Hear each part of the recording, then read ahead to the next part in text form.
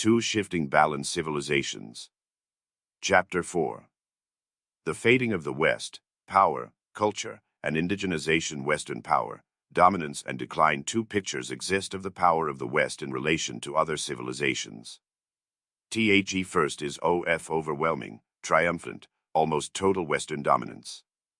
Disintegration of the Soviet Union removed the only serious challenger to the West, and as a result the world is and will be shaped by the goals, priorities, and interests of the principal Western nations, with perhaps an occasional assist from Japan. As the one remaining superpower, the United States together with Britain and France make the crucial decisions on political and security issues. The United States together with Germany and Japan make the crucial decisions on economy issues. West is the only civilization which has substantial interests in every other civilization or region and has the ability to affect the politics, economics, and security of every other civilization or region. Societies from other civilizations usually need Western help to achieve their goals and protect their interests. Western nations, as one author summarized it, own and operate the international banking system, control all hard currencies, are the world's principal customer, provide the majority of the world's finished goods, dominate international capital markets, exert considerable moral leadership within many societies, are capable of massive military intervention, control the sea lanes, conduct most advanced technical research and development, control leading-edge technical education, dominate access to space, dominate the aerospace industry, dominate international communications, dominate the high-tech weapons industry. The second picture of the West is very different. It is of a civilization in decline, its share of world political, economic, and military power going down relative to that of other civilizations. West's victory in the Cold War has produced not triumph but exhaustion. West is increasingly concerned with its internal problems and needs, as it confronts slow economic growth, stagnating populations, unemployment, huge government deficits, a declining work ethic, low savings rates, and in many countries including the United States, social disintegration, drugs, and crime. Economy power is rapidly shifting to East Asia, and military power and political influence are starting to follow. India is on the verge of economy takeoff, and the Islamic world is increasingly hostile toward the West. Willingness of other societies to accept the West's dictates or abide its sermons is rapidly evaporating, and so are the West's self-confidence and will to dominate. Late 1980s witnessed much debate about the declinist thesis concerning the United States. In the mid-1990s, a balanced analysis came to a somewhat similar conclusion. 1. In many important respects, the United States' relative power will decline at an accelerating pace. In terms of its raw economic capabilities, the position of the United States in relation to Japan and eventually China is likely to erode still further. In the military realm, the balance of effective capabilities between the United States and a number of growing regional powers, including, perhaps, Iran, India, and China, will shift from the center toward the periphery. Some of America's structural power will flow to other nations, some of its soft power as well, will find its way into the hands of non-state actors like multinational corporations. Each of these two contrasting pictures of the place of the West in the world describes reality. Answer, of course, is, they both do. West is overwhelmingly dominant now and will remain number one in terms of power and influence well into the 21st century. Gradual, inexorable, and fundamental changes, however, are also occurring in the balances of power among civilizations, and the power of the West relative to that of other civilizations will continue to decline. As the West's primacy erodes, much of its power will simply evaporate and the rest will be diffused on a regional basis among the several major civilizations and their core states. Most significant increases in power are accruing and will accrue to Asian civilizations, with China Gradu, the fading of the West, power, culture, and indigenization 83 ally emerging as the society most likely to challenge the West for global influence. These shifts in power among civilizations are leading and will lead to the revival and increased cultural assertiveness of non-Western societies and to their increasing rejection of Western culture. Decline of the West has three major characteristics. First, it is a slow process. The rise of Western power took 400 years. Its recession could take as long. In the 1980s, the distinguished British scholar Hedley Bull argued that European or Western dominance of a universal international society may be said to have reached its apogee about the year 1900. Three Spengler's first volume appeared in 1918, and the decline of the West has been a central theme in 20th century history. The process itself has stretched out through most of the century. Conceivably, however, it could accelerate. Economy see growth and other increases in a country's capabilities often proceed along an S-curve, a slow start then rapid acceleration followed by reduced rates of expansion and leveling off. The decline of countries may also occur along a reverse S-curve, as it did with the Soviet Union, moderate at first then rapidly accelerating before bottoming out. The decline of the West is still in the slow first phase, but at some point it might speed up dramatically. Second, decline does not proceed in a straight line. It is highly irregular with pauses, reversals, and reassertions of Western power following manifestations of Western weakness. The open democratic societies of the West have great capacities for renewal. In addition, unlike many civilizations, the West has had two major centers of power. The decline which Bull saw starting about 1900 was essentially the decline of a European component of Western civilization. From 1910 to 1945, Europe was divided against itself and preoccupied with its internal economic, social, and political problems. In the 1940s, however, the American phase of Western domination began, and in 1945 the United States briefly dominated the world to an extent almost comparable to the combined Allied powers in 1918. Post-war decolonization further reduced European influence, but not that of the United States, which substituted a new transnational imperialism for the traditional territorial empire. During the Cold War, however, American military power was matched by that of the Soviets, and American economic power declined relative to that of Japan. Yet periodic efforts at military and economic renewal did occur. In 1991, indeed, another distinguished British scholar, Barry Buzen, argued that the deeper reality is that the center is now more dominant and the periphery more subordinate than at any time since decolonization began. For the accuracy of that perception, however, fades as the military victory that gave rise to it also fades into history. Third, power is the ability of one person or group to change the behavior of another person or group. Behavior may be changed through inducement, coercion, or exhortation, which require the power wielder to have economic, military, institutional, demographic, political, technological, social, or other resources. The power of a state or group is normally estimated by measuring the resources it has at its disposal against those of the other states or groups it is trying to influence. The West's share of most, but not all, of the important power resources peaked early in the 20th century and then began to decline relative to those of other civilizations. Territory and population. In 1490, Western societies controlled most of the European peninsula outside the Balkans, or perhaps 1.5 million square miles out of a global land area, apart from Antarctica, of 52.5 million square miles. At the peak of its territorial expansion in 1920, the West directly ruled about 25.5 million square miles, or close to half the Earth's Earth. By 1993, this territorial control had been cut in half to about 12.7 million square miles. The West was back to its original European core plus its spacious populated lands in North America, Australia, and New Zealand. The territory of independent Islamic societies, in contrast, rose from 1.8 million square miles in 1920 to over 11 million square miles in 1993. Similar changes occurred in the control of population. In 1900, Westerners composed roughly 30% of the world's population, and Western governments ruled almost 45% of that population then and 48% in 1920. In 1993, except for a few small imperial remnants like Hong Kong, Western governments ruled no one but Westerners. Westerners amounted to slightly over 13% of humanity and are due to drop to about 11% early in the next century and to 10% by 2025. 5. In terms of total population, In 1993, the West ranked fourth behind Sinic, Islamic, and Hindu civilizations. Quantitatively, Westerners thus constitute a steadily decreasing minority of Table 4. 1 Territor y unde RTHE Politica el Control L of Civilizations.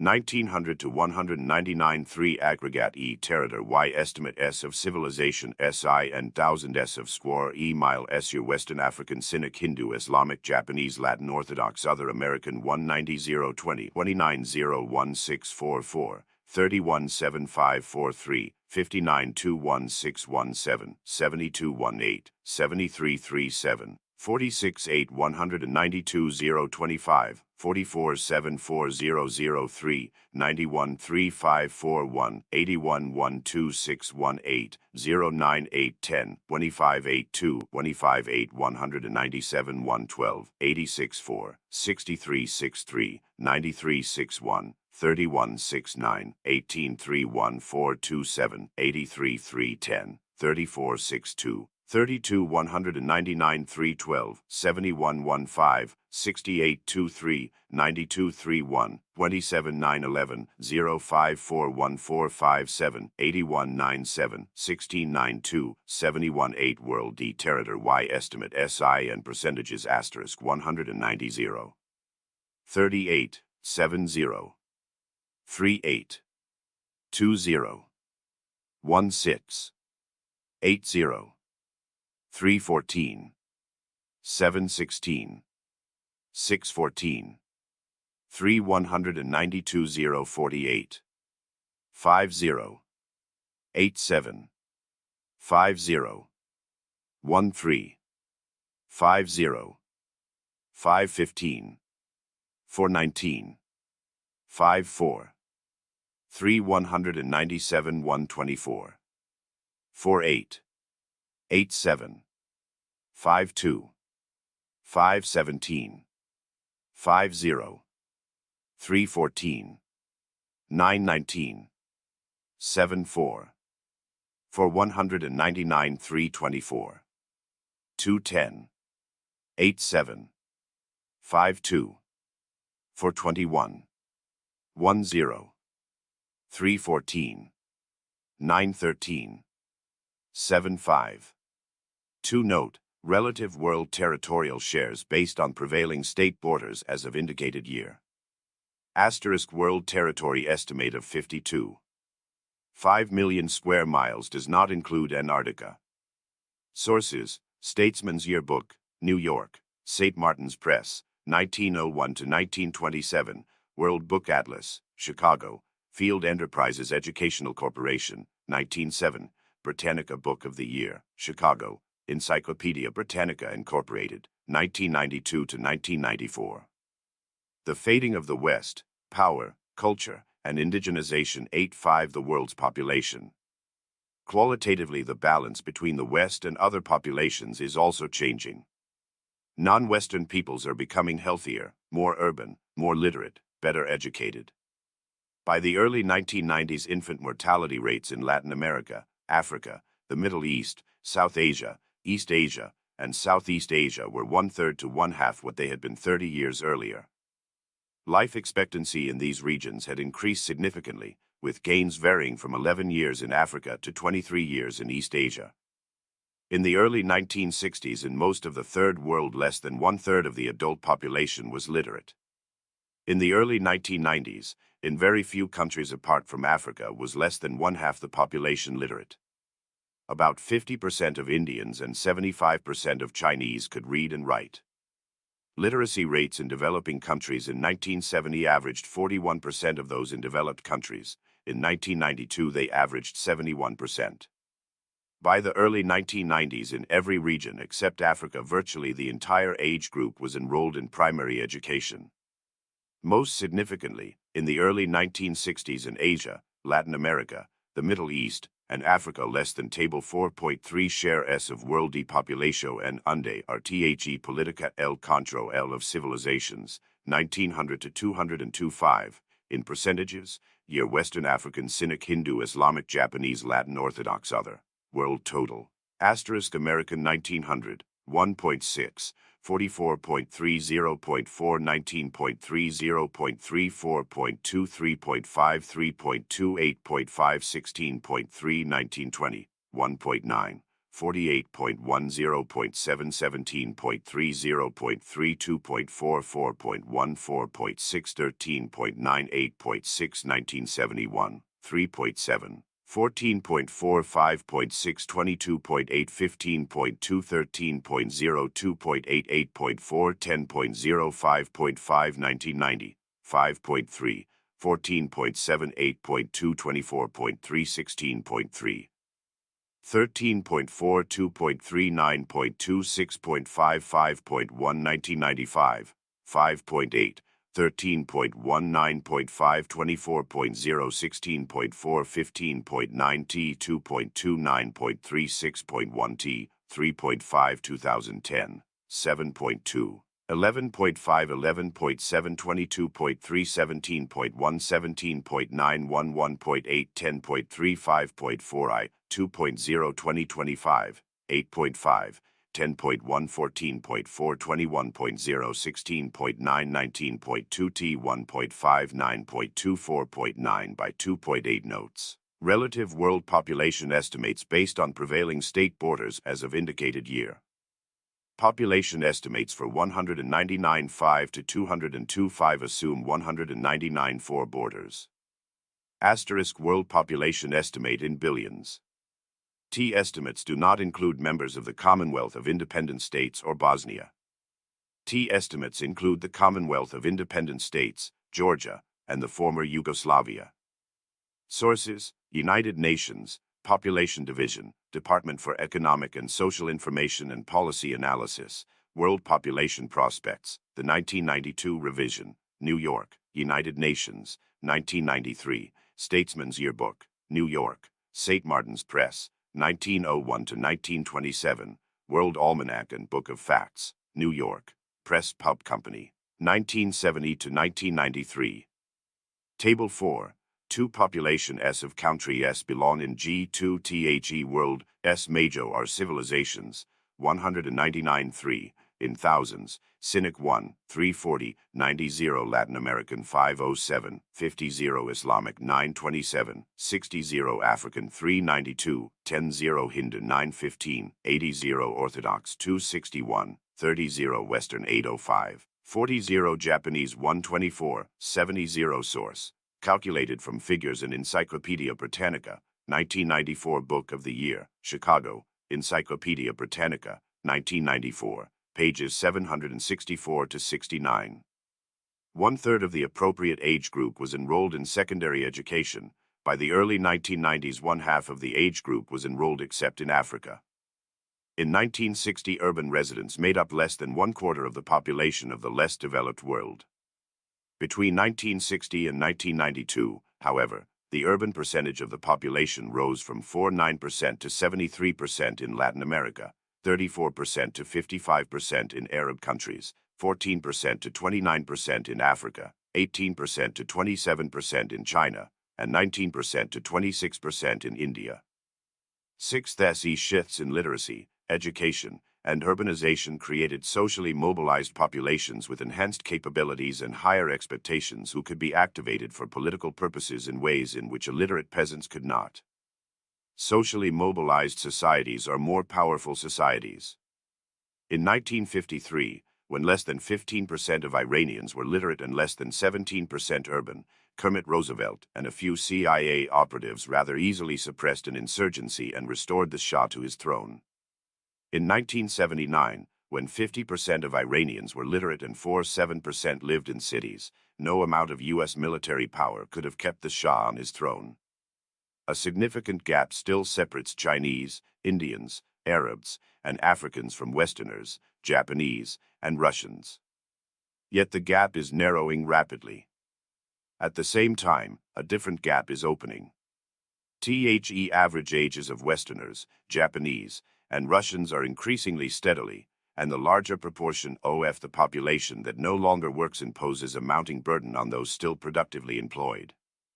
Other civilizations are burdened by large numbers of children, but children are future workers and soldiers. Economic product. The Western share of the global economic product also may have peaked in the 1920s and has clearly been declining since World War II. In 1750, China accounted for almost one-third, India for almost one-quarter, and the West for less than a fifth of the world's manufacturing output. By 1830, the West had pulled slightly ahead of China. In the following decades, as Paul Table 4, for share S of world D manufacturing G output T by civilization N or country, 1750 to 198 in percentages, world D equals 100%, country 1750, 1800, 1830, 1860, 1880, 1900, 1913, 1928, 1938, 1953, 1963, 1973, 1980 West 18.2, 23.3, 31.1, 53.7, 68.8, 77.4, 81.6, 84.2, 78.6, 74.6, 65.4, 61.2, 57.8 China 32.8, 33.3, 29.8, 19.7, 12.5, 6.23. 0.63.4, 3.12, 3.5, 3.95.0 Japan 3.8, 3.5, 2.8, 2.6, 2.4, 2.4, 2.7, 3.35.2, 2.95.1, 8.89.1 India/Pakistan 24.5, 19.7, 17.6, 8.6, 2.8, 1.7, 1.4, 1.9. 2.4, 1.7, 1.8, 2.1, 2.3. Russia/USSR * 5.0, 5.6, 5.6, 7.0, 7.6, 8.8, 8.2, 5.3, 9.0, 16.0, 20.9, 20.1, 21.1 Brazil and Mexico. 0.8, 0.6, 0.7, 0.8, 0.8, 0.8, 0.9, 1.2, 1.6, 2.2 others 15.7, 14.6, 13.1, 7.6, 5.3, 2.8, 1.7, 1.1, 0.9, 1.6, 2.1, 2.3, 2.5 * includes Warsaw Pact countries during the Cold War years. Source: Paul Barrick, International Industrialization Levels from 1750 to 1980, Journal of European Economic History, 11, Fall 1982, 269 to 334. The Fading of the West, Power, Culture, and Indigenization 87. Barrick points out, the industrialization of the West led to the deindustrialization of the rest of the world. In 1913, the manufacturing output of non-Western countries was roughly two-thirds what it had been in 1800.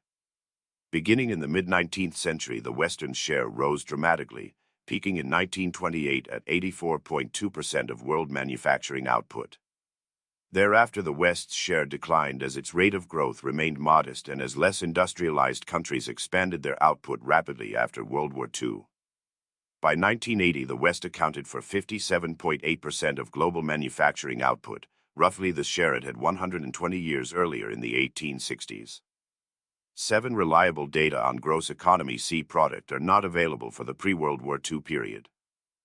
In 1950, however, the West accounted for roughly 64% of the gross world product. By the 1980s, this proportion had dropped to 49%.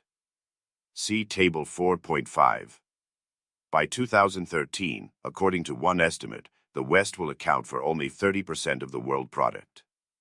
In 1991, according to another estimate, 4 of the world's 7 largest economies belonged to non-Western nations: Japan, in second place, China, third, Russia, sixth, and India, seventh. In 1992, the United States had the largest economy in the world, and the top 10 economies included those of 5 Western countries plus the leading states of 5 other civilizations: China, Japan, India, Russia, and Brazil. In 2020, plausible projections indicate that the top 5 economies will be in 5 different civilizations, and the top 10 economies will include only 3 Western countries.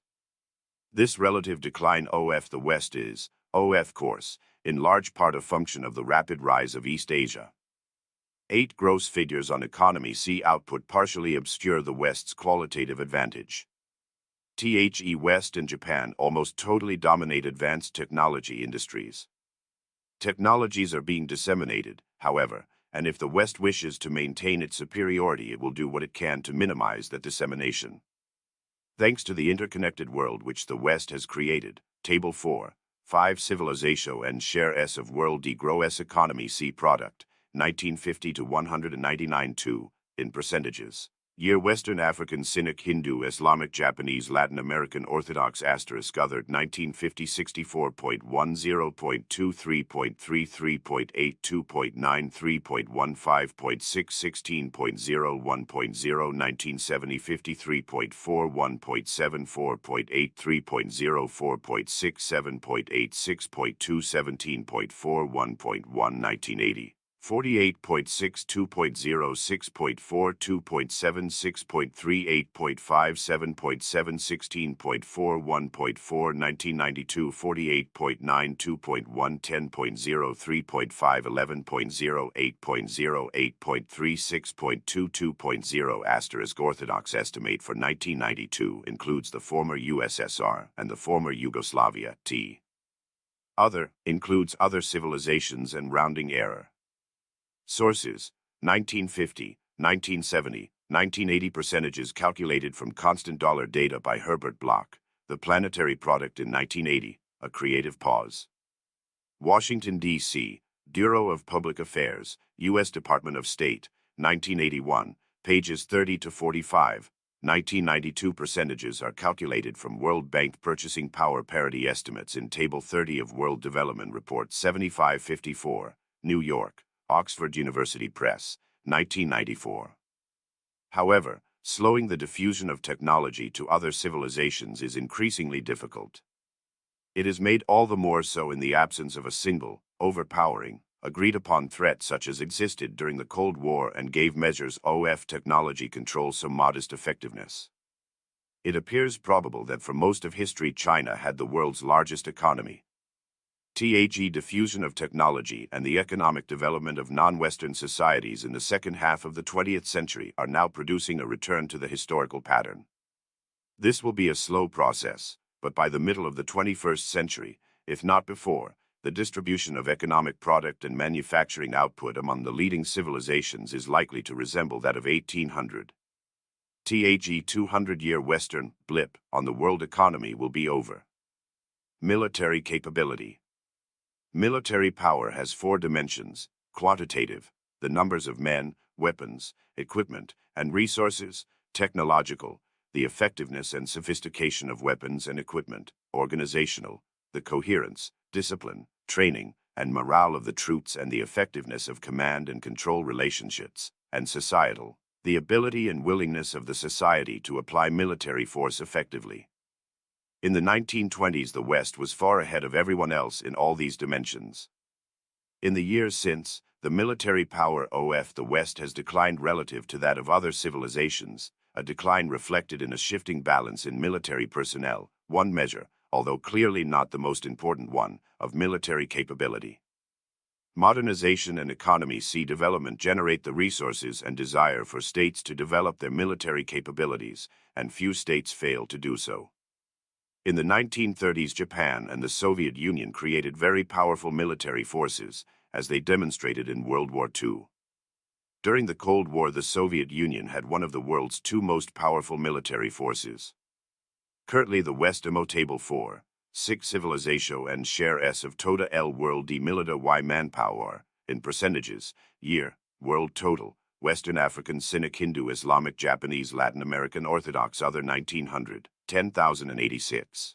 43.71.6 10.00.4 16.7 Bo 9.4 16.60.1 1920 8,645 48.53.8 17.40.43.62.9 10.2 12.8 asterisk 0.5 1970 23,991 26.82.1 24.76.6 10.40.34.0 25.12.3 1991 25,797 21.13.4, 25.74.8, 20.01.06.3, 14.33.5 notes. Estimates based on prevailing state borders as of the year indicated.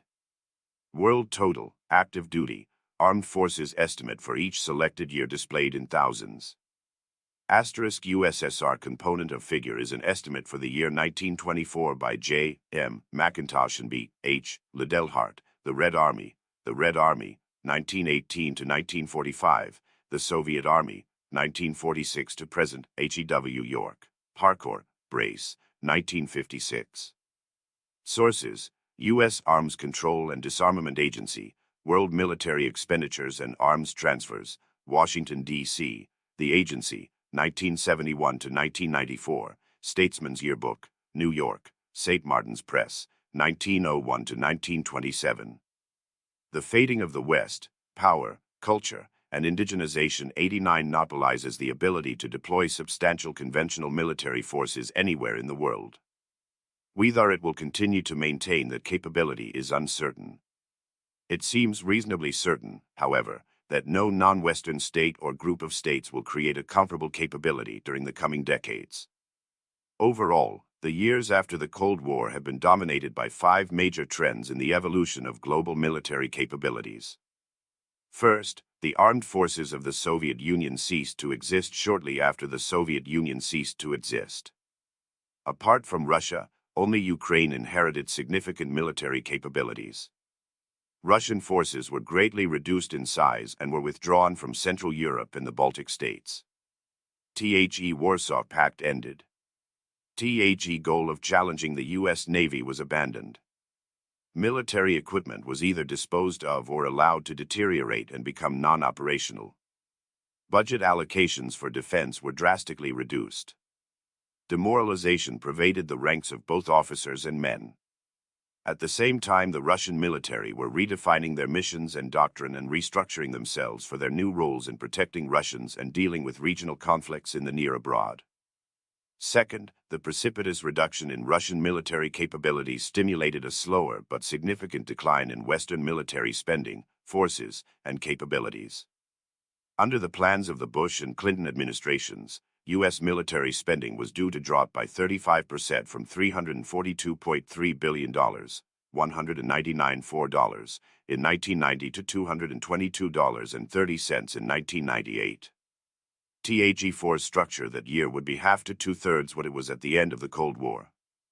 Total military personnel would go down from 2.1 million to 1.4 million.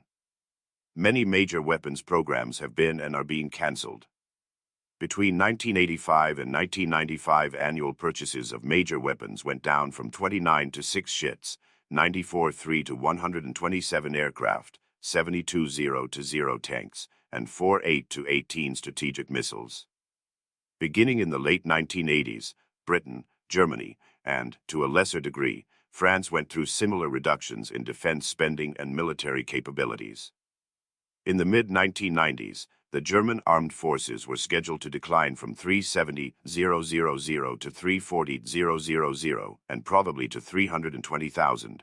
The French army was to drop from its strength of 290,000 in 1990 to 225,000 in 1997. British military personnel went down from 377,10 in 1985 to 274,80 in 1993. Continental members of NATO also shortened terms of conscripted service and debated the possible abandonment of conscription. Third, the trends in East Asia differed significantly from those in Russia and the West. Increased military spending and force improvements were the order of the day. China was the pacesetter. Stimulated by both their increasing economic wealth and the Qinzi buildup, other East Asian nations are modernizing and expanding their military forces. Japan has continued to improve its highly sophisticated military capability. Taiwan, South Korea, Thailand, Malaysia, Singapore, and Indonesia all are spending more on their military and purchasing planes, tanks, and ships from Russia, the United States, Britain, France, Germany, and other countries. While NATO defense expenditures declined by roughly 10% between 1985 and 1993, from $539.6 billion to $485.0 billion, constant $1,993. Expenditures in East Asia rose by 50% from $89.8 billion to $134.8 billion during the same period. 9/4, military capabilities including weapons of mass destruction are diffusing broadly across the world. As countries develop economically, they generate the capacity to produce weapons. Between the 1960s and 1980s, for instance, the number of Third World countries producing fighter aircraft increased from 1 to 8, tanks from 1 to 6, helicopters from 1 to 6, and tactical missiles from none to 7. The 1990s have seen a major trend toward the globalization of the defense industry, which is likely further to erode Western military advantages. 10 Many non-Western societies either have nuclear weapons, Russia, China, Israel, India, Pakistan, and possibly North Korea, or have been making strenuous efforts to acquire them, Iran, Iraq, Libya, and possibly Algeria, or are placing themselves in a position quickly to acquire them if they see the need to do so, Japan. Finally, all those developments make regionalization the central trend in military strategy and power in the post-Cold War world. Regionalization provides the rationale for the reductions in Russian and Western military forces and for increases in the military forces of other states. Russia no longer has a global military capability but is focusing its strategy and forces on the near abroad. China has reoriented its strategy and forces to emphasize local power projection and the defense of Chinese interests in East Asia. European countries are similarly redirecting their forces, through both NATO and the Western European Union, to deal with instability on the periphery of Western Europe. The United States has explicitly shifted its military planning from deterring and fighting the Soviet Union on a global basis to preparing to deal simultaneously with regional contingencies in the Persian Gulf and Northeast Asia. The United States, however, is not likely to have the military capability to meet these goals. To defeat Iraq, the United States deployed in the Persian Gulf 75% of its active tactical aircraft, 42% of its modern battle tanks, 46% of its aircraft carriers, 37% of its army personnel, and 46% of its marine personnel. With significantly reduced forces in the future, the United States will be hard put to carry out one intervention, much less two, against substantial regional powers outside the Western Hemisphere. Military security throughout the world increasingly depends not on the global distribution of power and the actions of superpowers, but on the distribution of power within each region of the world and the actions of the core states of civilizations. In sum, overall the West will remain the most powerful civilization well into the early decades of the 21st century. Beyond then it will probably continue to have a substantial lead in scientific talent, research and development capabilities, and civilian and military technological innovation. Control the fading of the West, power, culture, and indigenization 91 over the other power resources, however, is becoming increasingly dispersed among the core states and leading countries of non-Western civilizations. The West's control of these resources peaked in the 1920s and has since been declining irregularly but significantly. In the 2020s, 100 years after that peak, the West will probably control about 24% of the world's territory, down from a peak of 49%, 10% of the total world population, down from 48%, and perhaps 15 to 20% of the socially mobilized population, about 30% of the world's economy product, down from a peak of probably 70%, perhaps 25% of manufacturing output, down from a peak of 84%, and less than 10% of global military manpower, down from 45%. In 1919, Woodrow Wilson, Lloyd George, and Georges Clemenceau together virtually controlled the world. Sitting in Paris, they determined what countries would exist and which would not, what new countries would be created, what their boundaries would be and who would rule them, and how the Middle East and other parts of the world would be divided up among the victorious powers. They also decided on military intervention in Russia and economy concessions to be extracted from China. 100 years later, no small group of statesmen will be able to exercise comparable power. To the extent that any group does, it will not consist of 3 Westerners but leaders of the core states of the world's 7 or 8 major civilizations. The successors to Reagan, Thatcher, Mitterrand, and Kohl will be rivaled by those of Deng Xiaoping, Nakasone, Indira Gandhi, Yeltsin, Khomeini, and Suharto. The age of Western dominance will be over. In the meantime, the fading of the West and the rise of other power centers is promoting the global processes of indigenization and the resurgence of non-Western cultures. Indigenization, the resurgent of non-Western culture the distribution of cultures in the world reflects the distribution of power. Trade may or may not follow the flag, but culture almost always follows power. Throughout history, the expansion of the power of a civilization has usually occurred simultaneously with the flowering of its culture and has almost always involved its using that power to extend its values, practices, and institutions to other societies. A universal civilization requires universal power. Roman power created a near-universal civilization within the limited confines of the classical world. Western power in the form of European colonialism in the 19th century and American hegemony in the 20th century extended Western culture throughout much of the contemporary world. European colonialism is over, American hegemony is receding. The erosion of Western culture follows, as indigenous, historically rooted mores, languages, beliefs, and institutions reassert themselves. The growing power of non-Western societies produced by modernization is generating the revival of non-Western cultures throughout the world. A distinction exists, Joseph Nye has argued, between hard power, which is the power to command resting on economy and military strength, and soft power, which is the ability of a state to get other countries to want what it wants, through the appeal of its culture and ideology. As Nye recognizes, a broad diffusion of hard power is occurring in the world and the major nations are less able to use their traditional power resources to achieve their purposes than in the past. Nye goes on to say that if a state's culture and ideology are attractive, others will be more willing to follow its leadership, and soft power is just as important as hard command power. What, however, makes culture and ideology attractive? The why become attractive when they are seen as rooted in material success and influence. Soft power is power only when it rests on a foundation of hard power. Increases in hard economy and military power produce enhanced self-confidence, arrogance, and belief in the superiority of one's own culture or soft power compared to those of other peoples and greatly increase its attractiveness to other peoples.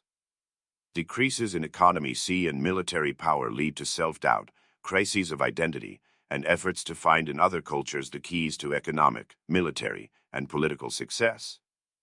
As non-Western societies enhance their economic, military, and political capacity, they increasingly trumpet the virtues of their own values, institutions, and culture.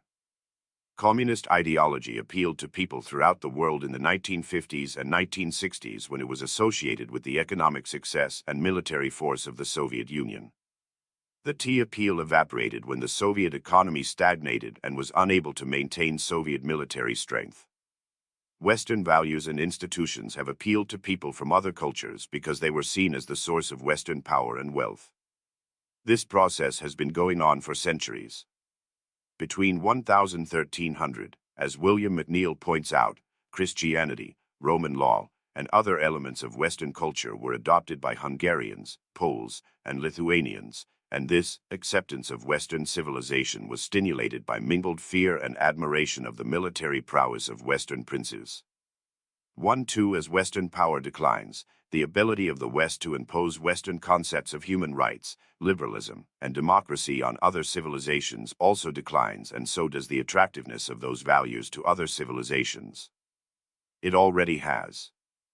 For several centuries, non-Western peoples envied the the link between power and culture is almost universally ignored by those who argue that a universal civilization is and should be emerging, as well as by those who argue that Westernization is a prerequisite to modernization.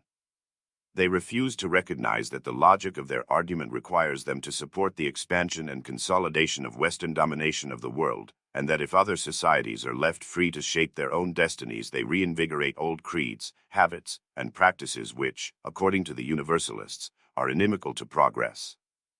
The people who argue the virtues of a universal civilization, however, do not usually argue the virtues of a universal empire. The Fading of the West, Power, Culture, and Indigenization. 93 Nomic prosperity, technological sophistication, military power, and political cohesion of Western societies. The Y sought the secret of this success in Western values and institutions, and when they identified what they thought might be the key, they attempted to apply it in their own societies. To become rich and powerful, they would have to become like the West. Now, however, these Kemalist attitudes have disappeared in East Asia. East Asians attribute their dramatic economy development not to their import of Western culture, but rather to their adherence to their own culture. The Y are succeeding, they argue, because they are different from the West. Similarly, when non-Western societies felt weak in relation to the West, they invoked Western values of self-determination, liberalism, democracy, and independence to justify their opposition to Western domination. Now that they are no longer weak but increasingly powerful, they do not hesitate to attack those same values which they previously used to promote their interests. The revolt against the West was originally legitimated by asserting the universality of Western values. It is now legitimated by asserting the superiority of non-Western values. The rise of these attitudes is a manifestation of what Ronald Dorr has termed the second-generation indigenization phenomenon. In both former Western colonies and independent countries like China and Japan, the first, modernized or post-independence generation has often received its training in foreign, Western, universities in a Western cosmopolitan language. Partly because they first go abroad as impressionable teenagers, their absorption of Western values and lifestyles may well be profound. Most of the much larger second generation, in contrast, gets its education at home in universities created by the first generation, and the local rather than the colonial language is increasingly used for instruction. FES-E universities provide a much more diluted contact with metropolitan world culture, and knowledge is indigenized by means of translations, usually of limited range and of poor quality. Graduates of these universities resent the dominance of the earlier Western-trained generation and hence often succumb to the appeals of nativist opposition movements. 1-3 As Western influence recedes, young aspiring leaders cannot look to the West to provide them with power and wealth. The Y have to find the means of success within their own society, and hence they have to accommodate to the values and culture of that society. The process of indigenization need not wait for the second generation. Able, perceptive, and adaptive first-generation leaders indigenize themselves. Notable cases are Muhammad Ali Jinnah, Harry Lee, and Solomon Banderanek. They were brilliant graduates of Oxford, Cambridge, and Lincoln's Inn, respectively, superb lawyers, and thoroughly westernized members of the elites of their societies. Jinnah was a committed secularist. Louis was, in the words of one British cabinet minister, the best bloody Englishman east of Suez. Banderanek was raised a Christian. Yet to lead their nations to and after independence they had to indigenize. The Y reverted to their ancestral cultures, and in the process at times changed identities, names, dress, and beliefs. English lawyer M. Jinnah became Pakistan's Quaid-i-Azam, Harry Lee became Louis Kuan Yew. Secularist Jinnah became the fervent apostle of Islam as the basis for the Pakistani state. Anglified Louis learned Mandarin and became an articulate promoter of Confucianism. Christian Banderanek converted to Buddhism and appealed to Sinhalese nationalism. Indigenization has been the order of the day throughout the non-Western world in the 1980s and 1990s. Resurgence of Islam and re-Islamization are the central themes in Muslim societies. In India, the prevailing trend is the rejection of Western forms and values and the Hinduization of politics and society. In East Asia, governments are promoting Confucianism, and political and intellectual leaders speak of the Daisianization of their countries. In the mid-1980s, Japan became obsessed with Nihon Jinran, or the theory of Japan and the Japanese. Subsequently, a leading Japanese intellectual argued that historically Japan has gone through cycles of importation of external cultures and indigenization of those cultures through replication and refinement, inevitable turmoil resulting from exhausting the imported and creative impulse, and eventual reopening to the outside world. At present, Japan is embarking on the second phase of this cycle. 1-4 With the end of the Cold War, Russia again became a torn country with the re-emergence of the classic struggle between Zapadnik and Slavophiles. For a decade, however, the trend was from the former to the latter, as the westernized Gorbachev gave way to Yeltsin, Russian in style, Western in articulated beliefs, who, in turn, was threatened by nationalists epitomizing Russian Orthodox indigenization. Indigenization is furthered by the democracy paradox. Adoption by non-Western societies of Western democratic institutions encourages and gives access to power to nativist and anti-Western political movements. In the 1960s and 1970s, Westernized and pro-Western governments in developing countries were threatened by coups and revolutions. In the 1980s and 1990s, they are increasingly in danger of being ousted by elections. Democratization conflicts with Westernization, and democracy is inherently a parochializing, not a cosmopolitanizing process. Politicians in non-Western societies do not win elections by demonstrating how Western they are. Electoral competition instead stimulates them to fashion what they believe will be the most popular appeals, and those are usually ethnic, nationalist, and religious in character. The result is popular mobilization against Western-educated and Western-oriented elites. Islamic fundamentalist groups have done well in the few elections that have occurred in Muslim countries and would have come to national power in Algeria if the military had not cancelled the 1992 election. In India, competition for electoral support has arguably encouraged communal appeals and communal violence. 1-5 Democracy in Sri Lanka enabled the Sri Lanka Freedom Party to throw out the Western-oriented, elitist United National Party in 1956 and provided opportunity for the rise of the Pathika Chintanaya Sinhalese nationalist movement in the 1980s. Prior to 1949, both South African and Western elites viewed South Africa as a Western state. After the apartheid, the fading of the West, power, culture, and indigenization 95 regime took shape, Western elites gradually read South Africa out of the Western camp, while white South Africans continued to think of themselves as Westerners. In order to resume their place in the Western international order, however, they had to introduce Western democratic institutions, which resulted in the coming to power of a highly Westernized black elite. If the second-generation indigenization factor operates, however, their successors will be much more Xhosa, Zulu, and African in outlook, and South Africa will increasingly define itself as an African state. At various times before the 19th century, Byzantines, Arabs, Chinese, Ottomans, Moguls, and Russians were highly confident of their strength and achievements compared to those of the West. At these times they also were contemptuous of the cultural inferiority, institutional backwardness, corruption, and decadence of the West. As the success of the West fades relatively, such attitudes reappear. People feel they don't have to take it anymore.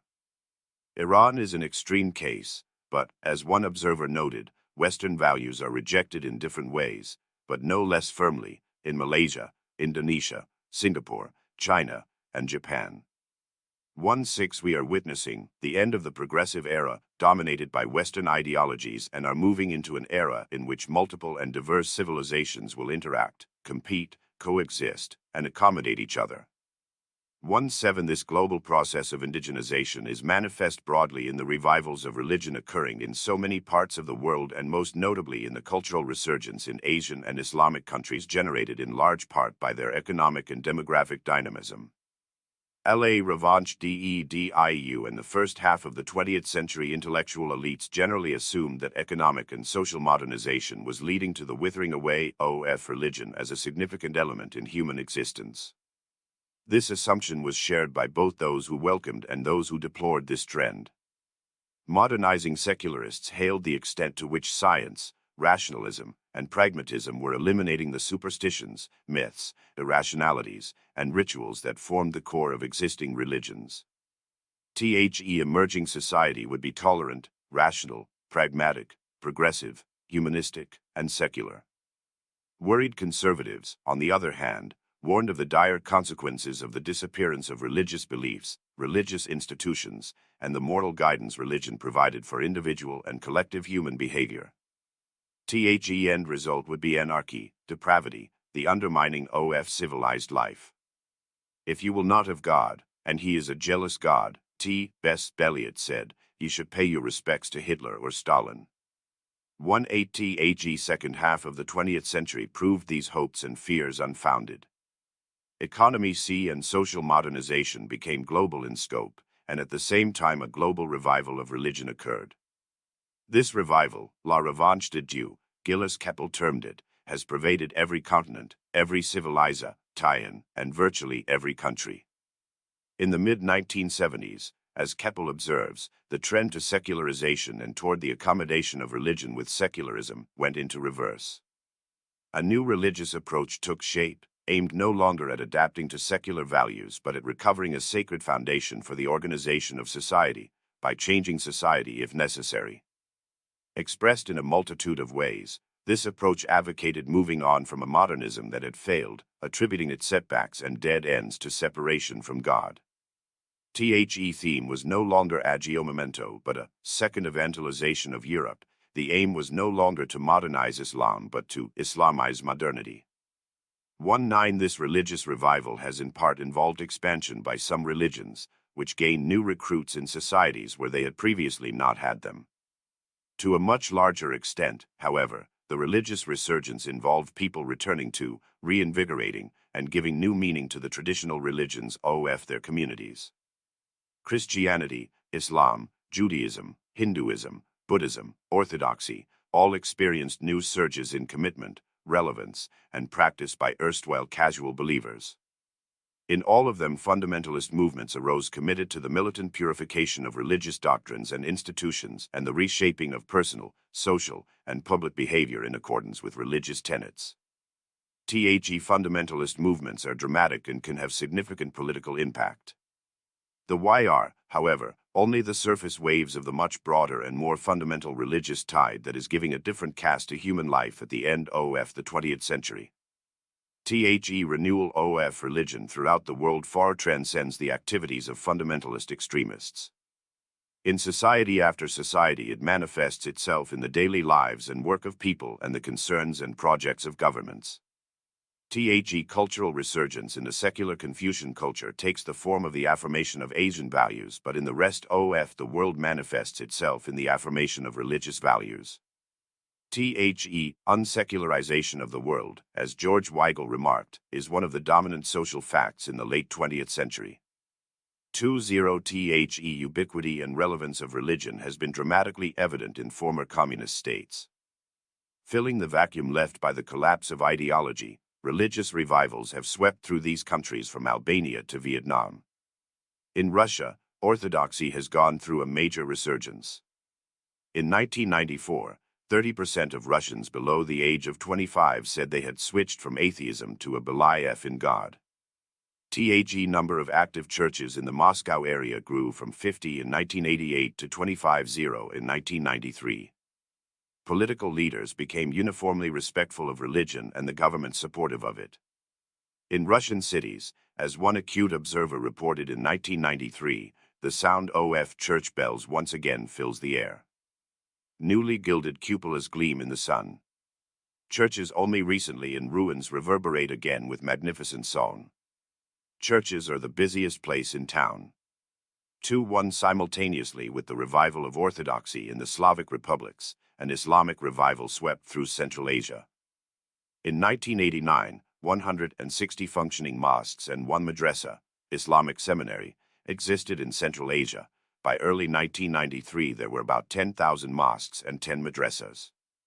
Will this revival the fading of the West, power, culture, and indigenization? 97 involved some fundamentalist political movements and was encouraged from the outside by Saudi Arabia, Iran, and Pakistan. It was basically an extremely broad-based, mainstream, cultural movement. 2. How can this global religious resurgence be explained? Particular causes obviously operated in individual countries and civilizations. Yet it is too much to expect that a large number of different causes would have produced simultaneous and similar developments in most parts of the world. A global phenomenon demands a global explanation.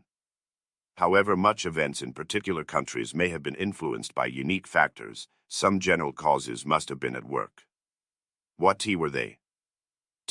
Most obvious, most salient, and most powerful cause of the global religious resurgence is precisely what was supposed to cause the death of religion, the processes of social, economic, and cultural modernization that swept across the world in the second half of the 20th century. Long-standing sources of identity and systems of authority are disrupted. People move from the countryside into the city, become separated from their roots, and take new jobs or no job. They interact with large numbers of strangers and are exposed to new sets of relationships. The why need new sources of identity, new forms of stable community, and new sets of moral precepts to provide them with a sense of meaning and purpose. Religion, both mainstream and fundamentalist, meets these needs. As Louis Kuan Yew explained for East Asia, we are agricultural societies that have industrialized within 1 or 2 generations. What happened in the West over 200 years or more is happening here in about 50 years or less. It is all crammed and crushed into a very tight time frame, so there are bound to be dislocations and malfunctions. If you look at the fast-growing countries, Korea, Thailand, Hong Kong, and Singapore, there's been one remarkable phenomenon: the rise of religion. Old customs and religions, ancestor worship, shamanism, no longer completely satisfy. There is a quest for some higher explanations about man's purpose, about why we are here. This is associated with periods of great stress in society. 2-3 people do not live by reason alone. The why cannot calculate and act rationally in pursuit of their self-interest until they define their self. Interest politics presupposes identity. In times of rapid social change, established identities dissolve, the self must be redefined, and new identities created. For people facing the need to determine who am I? Where do I belong? Religion provides compelling answers, and religious groups provide small social communities to replace those lost through urbanization. All religions, as Hassan al-Turabi said, furnish people with a sense of identity and a direction in life. In this process, people rediscover or create new historical identities. Whatever universalist goals they may have, religions give people identity by positing a basic distinction between believers and non-believers, between a superior in-group and a different and inferior out-group. 2-4 In the Muslim world, Bernard Lewis argues, there has been a recurring tendency, in times of emergency, for Muslims to find their basic identity and loyalty in the religious community, that is to say, in an entity defined by Islam rather than by ethnic or territorial criteria. Gillis Keppel similarly highlights the centrality of the search for identity. Re-Islamization, from below, is first and foremost a way of rebuilding an identity in a world that has lost its meaning and become amorphous and alienating. 2-5 In India, a new Hindu identity is under construction as a response to tensions and alienation generated by modernization. 2-0 In Russia, the religious revival is the result of a passionate desire for identity which only the Orthodox Church, the sole unbroken link with the Russians' 1,000-year past, can provide, while in the Islamic republics the revival similarly stems from the Central Asians' most powerful aspiration to assert the identities that Moscow suppressed for decades. 2-7 Fundamentalist movements, in particular, are a way of coping with the experience of chaos, the loss of identity, meaning, and secure social structures created by the rapid introduction of modern social and political patterns, secularism, scientific culture and economy. See development. Fundamentalist movements that matter, agrees William H. McNeill, are those that recruit from society at large and spread because they answer, or seem to answer, newly felt human needs. It is no accident that these movements are all based in countries where population pressure on the land is making continuation of old village ways impossible for a majority of the population, and where urban-based mass communications, by penetrating the villages, have begun to erode an age-old framework of peasant life. 2-8 More broadly, the religious resurgence throughout the world is a reaction against secularism, moral relativism, and self-indulgence, and a reaffirmation of the values of order, discipline, work, mutual help, and human solidarity. Religious groups meet social needs left untended by state bureaucracies. These include the provision of medical and hospital services, kindergartens and schools, care for the elderly, prompt relief after natural and other catastrophes, and welfare and social support during periods of economic deprivation. Breakdown of order and of civil society creates vacuums which are filled by religious, often fundamentalist, groups. 2.9 If traditionally dominant religions do not meet the emotional and social needs of the uprooted, other religious groups move in to do so and in the process greatly expand their memberships and the saliency of religion in social and political life. South Korea historically was an overwhelmingly Buddhist country, with Christians numbering in 1950 perhaps 1% to 3% of the population. As South Korea took off into rapid economic development, with massive urbanization and occupational differentiation, Buddhism was found wanting.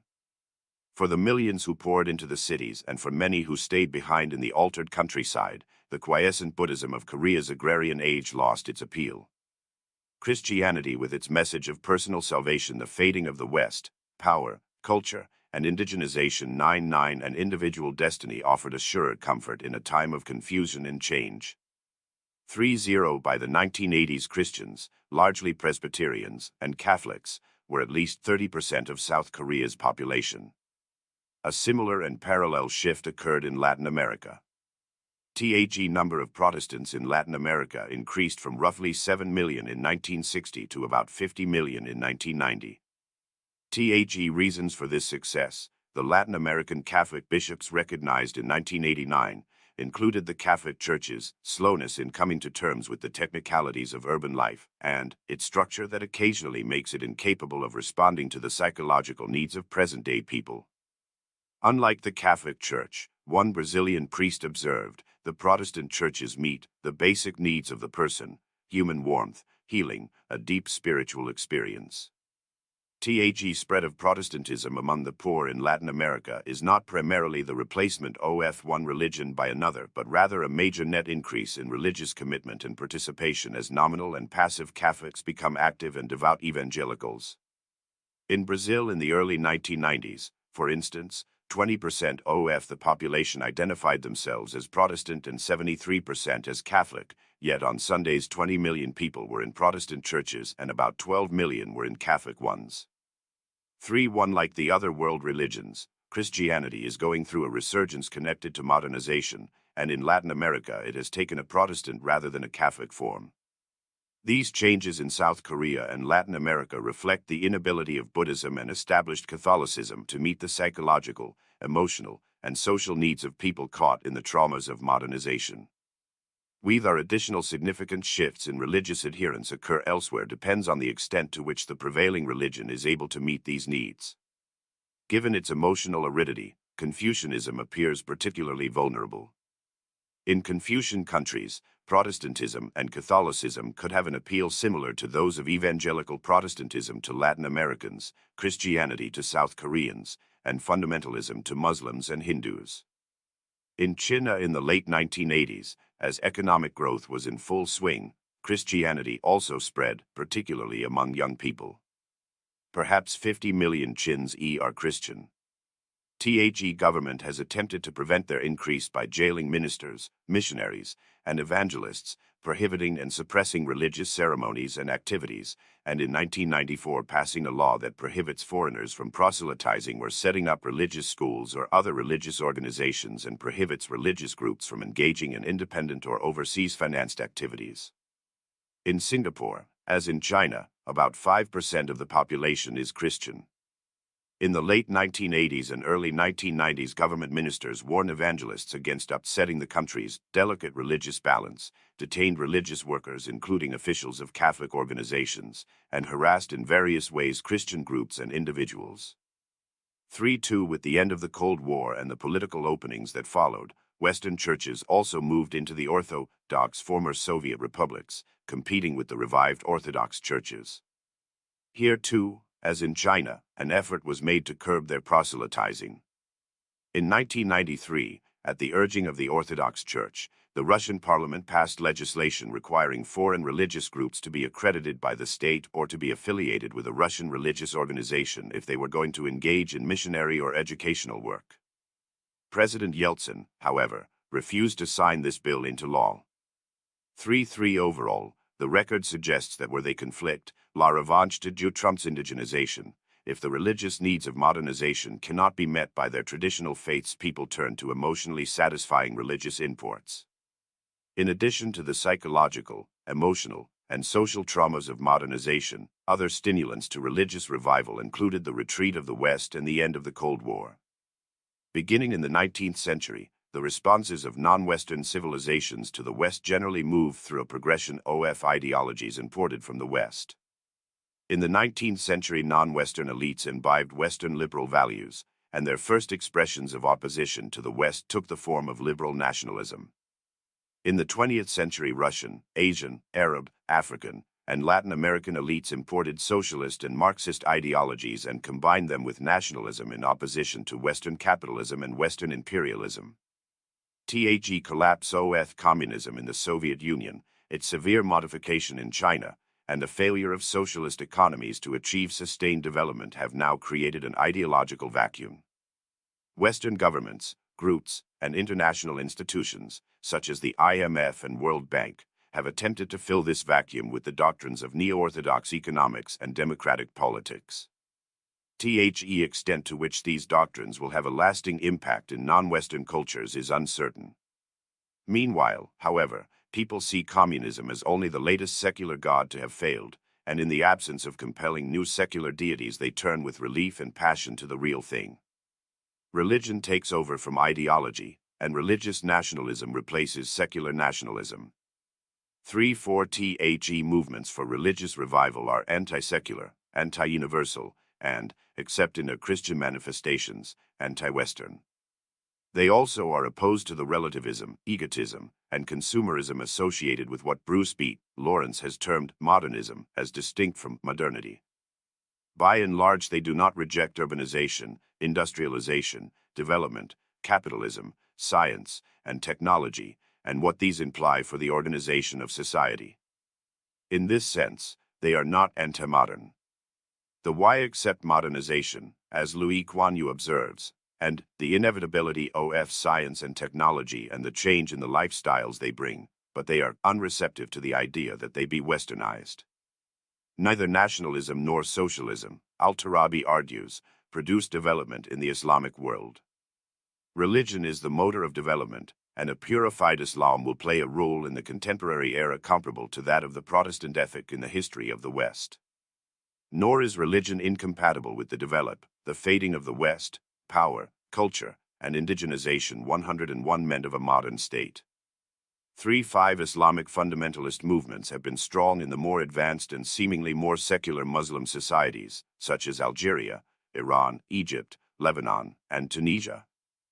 3-6 religious movements, including particularly fundamentalist ones, are highly adept at using modern communications and organizational techniques to spread their message, illustrated most dramatically by the success of Protestant televangelism in Central America.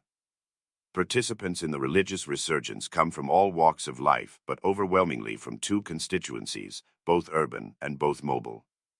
Recent migrants to the cities generally need emotional, social, and material support and guidance, which religious groups provide more than any other source.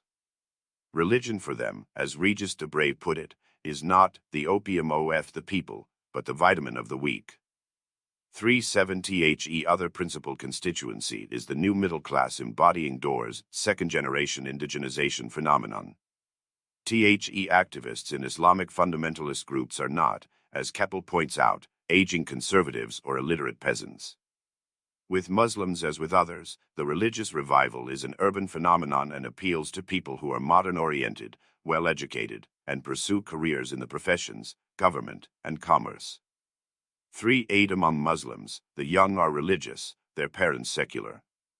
The same is the case with Hinduism, where the leaders of revivalist movements again come from the indigenized second generation and are often successful businessmen and administrators, labeled in the Indian press scuppies, saffron-clad yuppies.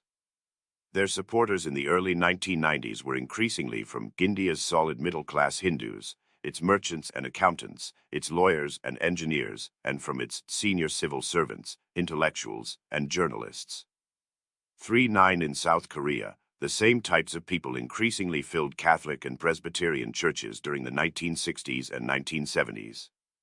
Religion, indigenous or imported, provides meaning and direction for the rising elites in modernizing societies. The attribution of value to a traditional religion, Ronald Dorr noted, is a claim to parity of respect asserted against dominant other nations, and often, simultaneously and more proximately, against a local ruling class which has embraced the values and lifestyles of those dominant other nations. More than anything else, William McNeill observes, reaffirmation of Islam, whatever its specific sectarian form, means the repudiation of European and American influence upon local society, politics, and morals. For Zero in this sense, the revival of non-Western religions is the most powerful manifestation of anti-Westernism in non-Western societies. The Tea revival is not a rejection of modernity, it is a rejection of the West and the secular, relativistic, degenerate culture associated with the West. It is a rejection of what has been termed the Westoxification of non-Western societies. It is a declaration of cultural independence from the West, a proud statement that, we will be modern but we won't be you. Chapter 5. Economics, Demography, and the Challenger civilization's indigenization and the revival of religion are global phenomena. The why have I been most evident, however, in the cultural assertiveness and challenges to the West that have come from Asia and from Islam. These have been the dynamic civilizations of the last quarter of the 20th century. The Islamic challenge is manifest in the pervasive cultural, social, and political resurgence of Islam in the Muslim world and the accompanying rejection of Western values and institutions. The Asian challenge is manifest in all the East Asian civilizations, Sinic, Japanese, Buddhist, and Muslim, and emphasizes their cultural differences from the West and, at times, the commonalities they share, often identified with Confucianism. Both Asians and Muslims stress the superiority of their cultures to Western culture. In contrast, people in other non-Western civilizations, Hindu, Orthodox, Latin American, African, may affirm the distinctive character of their cultures, but as of the mid-1990s had been hesitant about proclaiming their superiority to Western culture. Asia and Islam stand alone, and at times together, in their increasingly confident assertiveness with respect to the West. Related but different causes lie behind these challenges. Asian assertiveness is rooted in economy growth. Muslim assertiveness stems in considerable measure from social mobilization and population growth.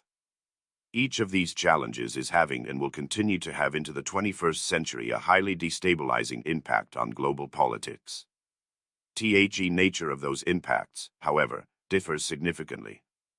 The economy development of China and other Asian societies provides their governments with both the incentives and the resources economies, demography, and the challenger civilizations 103 to become more demanding in their dealing with other countries.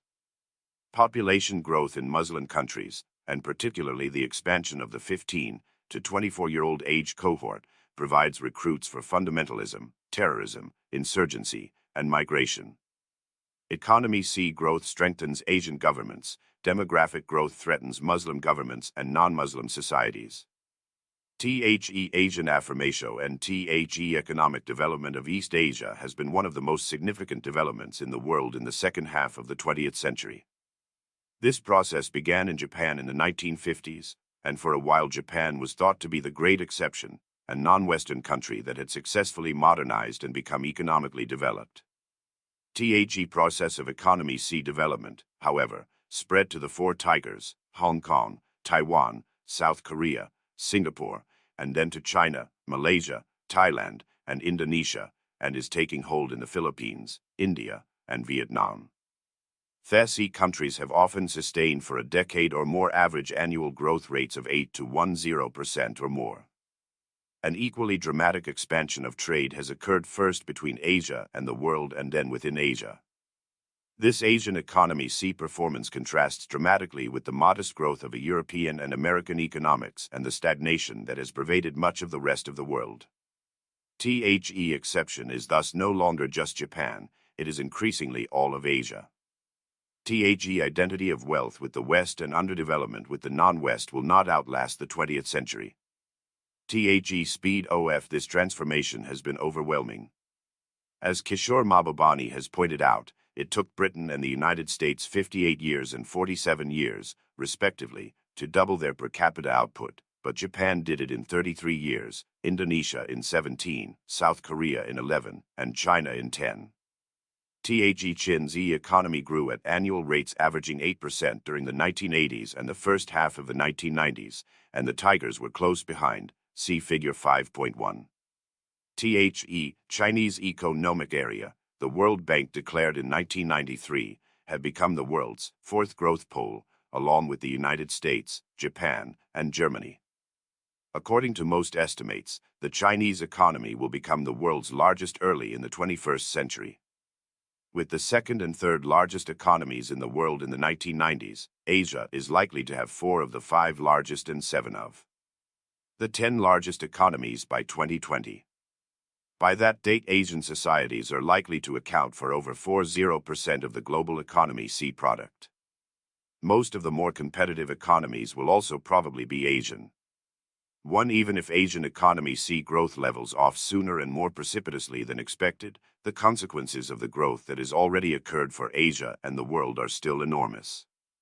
East Asian economic development is altering the balance of power between Figure 5.1, the economic challenge, Asia, and the West 14.0 CT, J, IJ, L 12.10.8, R, C, 6C, J, colon. ____ dot, Q, and Co 4Q. 201970, 1975, 1980 1985 1990 year, USA, R, Tigers. Japan, straight face, China, tired face, Europe 1993 source, World Bank, World Tables 1995, 1991, Baltimore, Johns Hopkins University Press, 1995, 1991, Directorate General of Budget, Accounting and Statistics, R.O.C., Statistical Abstract of National Income, Taiwan Area, Republic of China, 1951 to 1995, 1995. Note, data representations are chain-weighted 3-year averages. Asia and the West, specifically the United States. Successful economic development generates self-confidence and assertiveness on the part of those who produce it and benefit from it. Wealth, like power, is assumed to be proof of virtue, a demonstration of moral and cultural superiority. As they have become more successful economically, East Asians have not hesitated to emphasize the distinctiveness of their culture and to trumpet the superiority of their values and way of life compared to those of the West and other societies. Asian societies are decreasingly responsive to U.S. demands and interests and increasingly able to resist pressure from the United States or other Western countries. A cultural renaissance, Ambassador Tommy Koh noted in 1993, is sweeping across Asia. It involves a growing self-confidence, which means Asians no longer regard everything Western or American as necessarily the best. This renaissance manifests itself in increasing emphasis on both the distinctive cultural identities of individual Asian countries and the commonalities of Asian cultures which distinguish them from Western culture. The significance of this cultural revival is written in the changing interaction of East Asia's 2 major societies with Western culture. When the West forced itself on China and Japan in the mid-19th economies, demography, and the challenger civilizations 1st century, after a momentary infatuation with Kemalism, the prevailing elites opted for a reformist strategy. With the Meiji Restoration, a dynamic group of reformers came to power in Japan, studied and borrowed Western techniques, practices, and institutions, and started the process of Japanese modernization. They did this in such a way, however, as to preserve the essentials of traditional Japanese culture, which in many respects contributed to modernization and which made it possible for Japan to invoke, reformulate, and build on the elements of that culture to arouse support for and justify its imperialism in the 1930s and 1940s. In China, on the other hand, the decaying Qing dynasty was unable to adapt successfully to the impact of the West. China was defeated, exploited, and humiliated by Japan and the European powers. The collapse of the dynasty in 1910 was followed by division, civil war, and invocation of competing Western concepts by competing Chinese intellectual and political leaders. Sun Yat-sen's 3 principles of nationalism, democracy, and the people's livelihood, Leon Chicao's liberalism, Mao Zedong's Marxist-Leninism. At the end of the 1940s, the import from the Soviet Union won out over those from the West. Nationalism, liberalism, democracy, Christianity, and China was defined as a socialist society. In Japan, total defeat in World War II produced total cultural discombobulation. It is very difficult now, one Westerner deeply involved in Japan commented in 1994, for us to appreciate the extent to which everything, religion, culture, every single aspect of this country's mental existence, was drawn into the service of that war. The loss of the war was a complete shock to the system. In their minds, the whole thing became worthless and was thrown out. 3. In its place, everything connected with the West and particularly the victorious United States came to be seen as good and desirable. Japan thus attempted to emulate the United States even as China emulated the Soviet Union. By the late 1970s, the failure of communism to produce economy development and the success of capitalism in Japan and increasingly in other Asian societies led new Chinese leadership to move away from the Soviet model. The collapse of the Soviet Union a decade later further underlined the failures of this import. The Chinese thus faced the issue of whether to turn westward or to turn inward.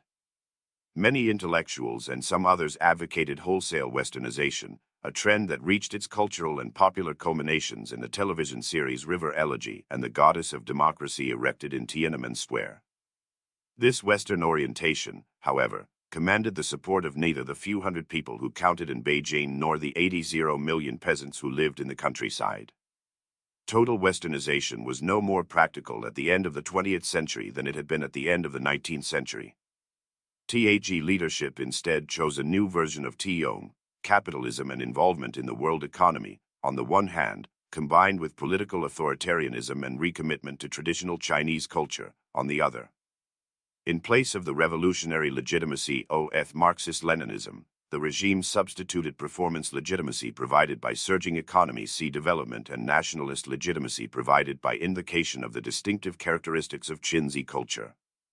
The post-Tiananmen regime, one commentator observed, has eagerly embraced Chinese nationalism as a new fount of legitimacy and has consciously aroused anti-Americanism to justify its power and its behavior. For a Chinese cultural nationalism is thus emerging, epitomized in the words of one Hong Kong leader in 1994, "We Qinzi feel nationalist which we never felt before. We are Qinzi and feel proud in that." In China itself in the early 1990s there developed a popular desire to return to what is authentically Chinese, which often is patriarchal, nativistic, and authoritarian. Democracy, in this historical re-emergence, is discredited, as is Leninism, as just another foreign imposition. 5. In the early 20th century, Qinzi intellectuals, independently paralleling Weber, identified Confucianism as the source of Chinese backwardness. In the late 20th century, Qinzi political leaders, paralleling Western social scientists, celebrate Confucianism as the source of Chinese progress. In the 1980s, the Qinzi government began to promote interest in Confucianism, with party leaders declaring it the mainstream of Chinese culture. 6. Confucianism also, of course, became an enthusiasm of Louis Kuan Yew, who saw it as a source of Singapore's success and became a missionary of Confucian values to the rest of the world. In the 1990s, the Taiwanese government declared itself to be the inheritor of Confucian thought, and President Louis Tinghui identified of roots of Taiwan's democratization in its Chinese cultural heritage, stretching back to Cao Yao, 21st century BC, Confucius, 5th century BC, and Mencius, 3rd century BC. 7. Whether they wish to justify authoritarianism or democracy, Qinzi leaders look for legitimation in their Kamo and Qinzi culture, not in imported Western concepts. The nationalism promoted by the regime is Han nationalism, which helps to suppress the linguistic, regional, and economy differences among 90% of the Qinzi population. At the same time, it also underlines the differences with the non-Chinese ethnic minorities that constitute less than 10% of China's population but occupy 60% of its territory. It also provides a basis for the regime's opposition to Christianity, Christian organizations, and Christian proselytizing, which offer an alternative Western faith to fill the void left by the collapse of Maoist Leninism. Meanwhile, in Japan in the 1980s, successful economic development contrasted with the perceived failures and decline of the American economy and social system led Japanese to become increasingly disenchanted with Western models and increasingly convinced that the sources of their success must lie within their own culture. Japanese culture, which produced military disaster in 1945 and Henki had to be rejected, had produced economic triumph by 1985 and Henki could be embraced. Increased familiarity of Japanese with Western society led them to realize that being Western is not magically wonderful in and of itself. The why get that out of their system? The Japanese economies, demography, and the challenger civilizations 107 of the Meiji Restoration adopted a policy of disengaging from Asia and joining Europe. The Japanese of the late 20th century cultural revival endorsed a policy of distancing from America and engaging Asia. 8. This trend involved, first, a re-identification with Japanese cultural traditions and renewed assertion of the values of those traditions, and second and more problematical, an effort to Asianize Japan and identify Japan, despite its distinctive civilization, with a general Asian culture. Given the extent to which after World War II Japan, in contrast to China, identified itself with the West, and given the extent to which the West, whatever its failings, did not collapse totally as the Soviet Union did, the incentives for Japan to reject the West totally have been nowhere near as great as those for China to distance itself from both the Soviet and Western models. On the other hand, the uniqueness of Japanese civilization, the memories in other countries of Japanese imperialism, and the economy centrality of Chinese in most other Asian countries also mean that it will be easier for Japan to distance itself from the West than it will be for it to blend itself with Asia. 9. By reasserting its own cultural identity, Japan emphasizes its uniqueness and its differences from both Western and other Asian cultures. Chinese and Japanese found new value in their own cultures. They also shared in a broader reassertion of the value of Asian culture generally compared to that of the West. Industrialization and the growth that accompanied it produced in the 1980s and 1990s articulation by East Asians of what may be appropriately termed the Asian affirmation. This complex of attitudes has four major components. First, Asians believe that East Asia will sustain its rapid economy development, will soon surpass the West in economy product, and Henki will be increasingly powerful in world affairs compared to the West. Economy growth stimulates among Asian societies a sense of power and an affirmation of their ability to stand up to the West. The days when the United States sneezed and Asia caught cold are over, declared a leading Japanese journalist in 1993, and a Malaysian official added to the medical metaphor that even a high fever in America will not make Asia cough. Asians, another Asian leader said, are at the end of the era of awe and the beginning of the era of talking back in their relations with the United States. Asia's increasing prosperity, Malaysia's deputy prime minister asserted, means that it is now in a position to offer serious alternatives to the dominant global political, social, and economy arrangements. 10. It also means, East Asians argue, that the West is rapidly losing its ability to make Asian societies conform to Western standards concerning human rights and other values. Second, Asians believe this economy success is largely a product of Asian culture, which is superior to that of the West, which is culturally and socially decadent. During the heady days of the 1980s, when the Japanese economy, exports, trade balance, and foreign exchange reserves were booming, the Japanese, like the Saudis before them, boasted of their new economy power, spoke contemptuously of the decline of the West, and attributed their success and Western failings to the superiority of their culture and the decadence of Western culture. In the early 1990s, Asian triumphalism was articulated anew in what can only be described as the Singaporean cultural offensive. From Lee Kuan Yew on down, Singaporean leaders trumpeted the rise of Asia in relation to the West and contrasted the virtues of Asian, basically Confucian, culture responsible for this success: order, discipline, family responsibility, hard work, collectivism, abstemiousness, to the self-indulgence, sloth, individualism, crime, inferior education, disrespect for authority, and mental ossification responsible for the decline of the West. To compete with the East, it was argued, the United States needs to question its fundamental assumptions about its social and political arrangements and, in the process, learn a thing or two from East Asian societies. 1-1 for East Asians. East Asian success is particularly the result of the East Asian cultural stress on the collectivity rather than the individual. More communitarian values and practices of the East Asians, the Japanese, Koreans, Taiwanese, Hong Kongers, and the Singaporeans, have proved to be clear assets in the catching-up process, argued Lee Kuan Yew. The values that East Asian culture upholds, such as the primacy of group interests over individual interests, support the total group effort necessary to develop rapidly. The work ethic of the Japanese and Koreans, consisting of discipline, loyalty, and diligence, Malaysia's Prime Minister agreed, has served as the motive force for their respective countries' economy and social development. This work ethic is born out of the philosophy that the group and the country are more important than the individual.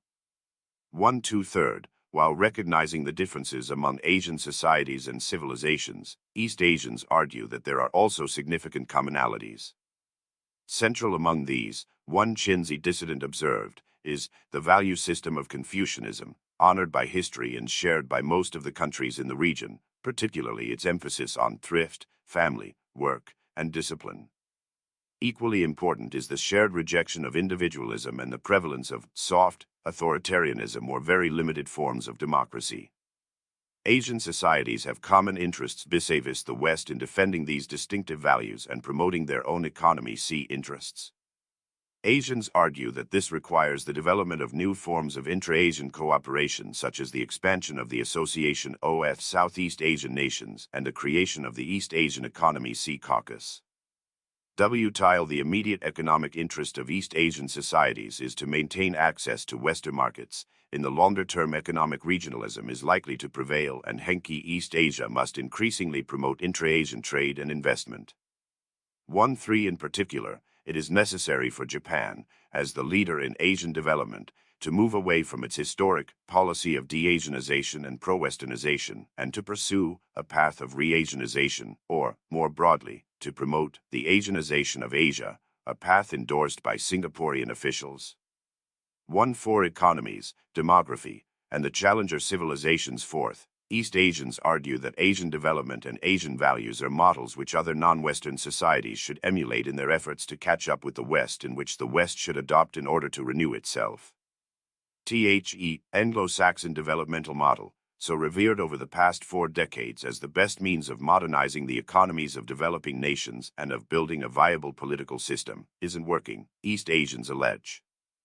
East Asian model is taking its place, as countries from Mexico and Chile to Iran and Turkey and the former Soviet republics now attempt to learn from its success, even as previous generations attempted to learn from Western success.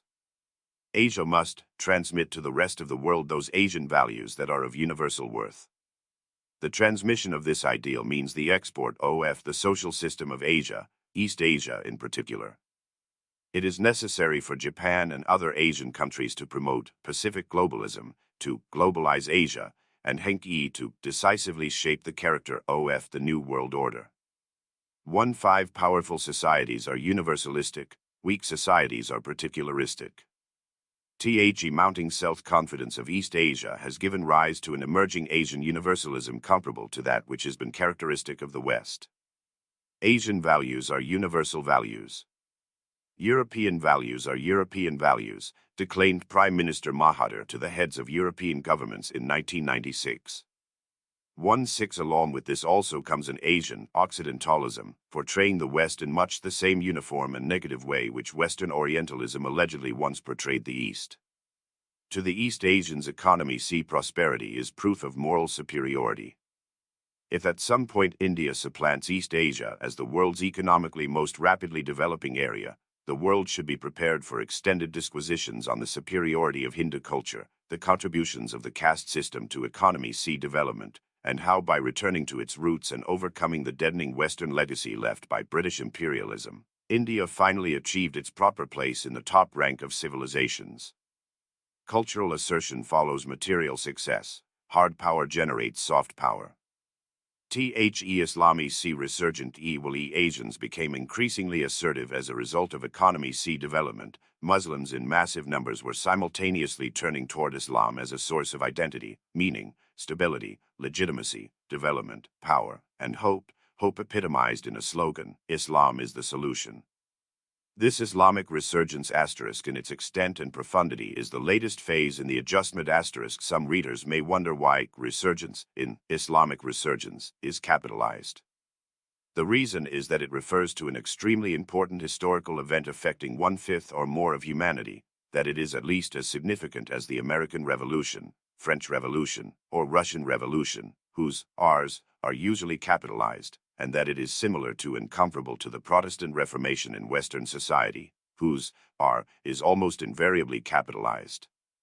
Of Islamic civilization to the West, an effort to find that a solution, not in Western ideologies but in Islam. It embodies acceptance of modernity, rejection of Western culture, and recommitment to Islam as the guide to life in the modern world. As a top Saudi official explained in 1994, foreign imports are nice as shiny or high-tech things. But intangible social and political institutions imported from elsewhere can be deadly, asked the Shah of Iran. Islam for us is not just a religion but a way of life. We Saudis want to modernize, but not necessarily Westernize. 17th Islamic resurgence is the effort by Muslims to achieve this goal. It is a broad intellectual, cultural, social, and political movement prevalent throughout the Islamic world. Islamic fundamentalism, commonly conceived as political Islam, is only one component in the much more extensive revival of Islamic ideas, practices, and rhetoric and the rededication to Islam by Muslim populations. The resurgence is mainstream, not extremist, pervasive, not isolated. The resurgence has affected Muslims in every country and most aspects of society and politics in most Muslim countries. The indices of an Islamic awakening in personal life, John L. Esposito has written, are many: increased attention to religious observances, mosque attendance, prayer, fasting, proliferation of religious programming in publications, more emphasis on Islamic dress and values, the revitalization of Sufism, mysticism. This broader-based renewal has also been accompanied by Islam's reassertion in public life, an increase in Islamically oriented governments, organizations, laws, banks, social welfare services, and educational institutions. Both governments and opposition movements have turned to Islam to enhance their authority and muster popular support. Most rulers and governments, including more secular states such as Turkey and Tunisia, becoming aware of the potential strength of Islam, have shown increased sensitivity to and anxiety about Islamic issues. In similar terms, another distinguished scholar of Islam, Ali E. Hilal Dasuki, sees the resurgence as involving efforts to reinstitute Islamic law in place of Western law, the increased use of religious language and symbolism, expansion of Islamic education, manifested in the multiplication of Islamic schools and Islamization of the curricula in regular state schools. Increased adherence to Islamic codes of social behavior, e.g., female covering, abstinence from alcohol, and increased participation in religious observances, domination of the opposition to secular governments in Muslim societies by Islamic groups, and expanding efforts to develop international solidarity among Islamic states and societies. 18 La revanche de Dieu is a global phenomenon, but God, or rather Allah, has made his revenge most pervasive and fulfilling in the Ummah, the community of Islam. Economies, demography, and the challenger civilizations 111 in its political manifestations, the Islamic resurgence bears some resemblance to Marxism, with scriptural texts, a vision of the perfect society, commitment to fundamental change, rejection of the powers that be in the nation-state, and doctrinal diversity ranging from moderate reformist to violent revolutionary. A more useful analogy, however, is the Protestant Reformation. Both are reactions to the stagnation and corruption of existing institutions, advocate a return to a purer and more demanding form of their religion, preach work, order, and discipline, and appeal to emerging, dynamic, middle-class people. Both are also complex movements, with diverse strands, but two major ones, Lutheranism and Calvinism, Shiite and Sunni fundamentalism, and even parallels between John Calvin and the Ayatollah Khomeini and the monastic discipline they tried to impose on their societies. The central spirit of both the Reformation and the Resurgence is fundamental reform. Reformation must be universal, one Puritan minister declared. Reform all places, all persons and callings, Reform the benches of judgment, the inferior magistrates. Reform the universities, reform the cities, reform the countries, reform inferior schools of learning, reform the Sabbath, reform the ordinances, the worship of God. In similar terms, Al-Tarabi asserts, this awakening is comprehensive. It is not just about individual piety, it is not just intellectual and cultural, nor is it just political.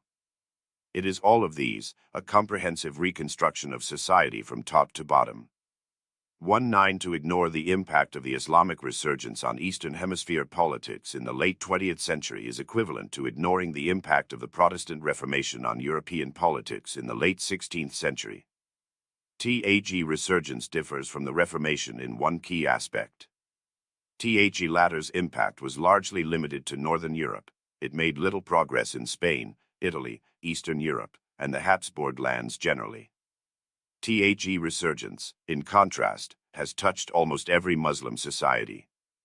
Beginning in the 1970s, Islamic symbols, beliefs, practices, institutions, policies, and organizations won increasing commitment and support throughout the world of 1 billion Muslims stretching from Morocco to Indonesia and from Nigeria to Kazakhstan.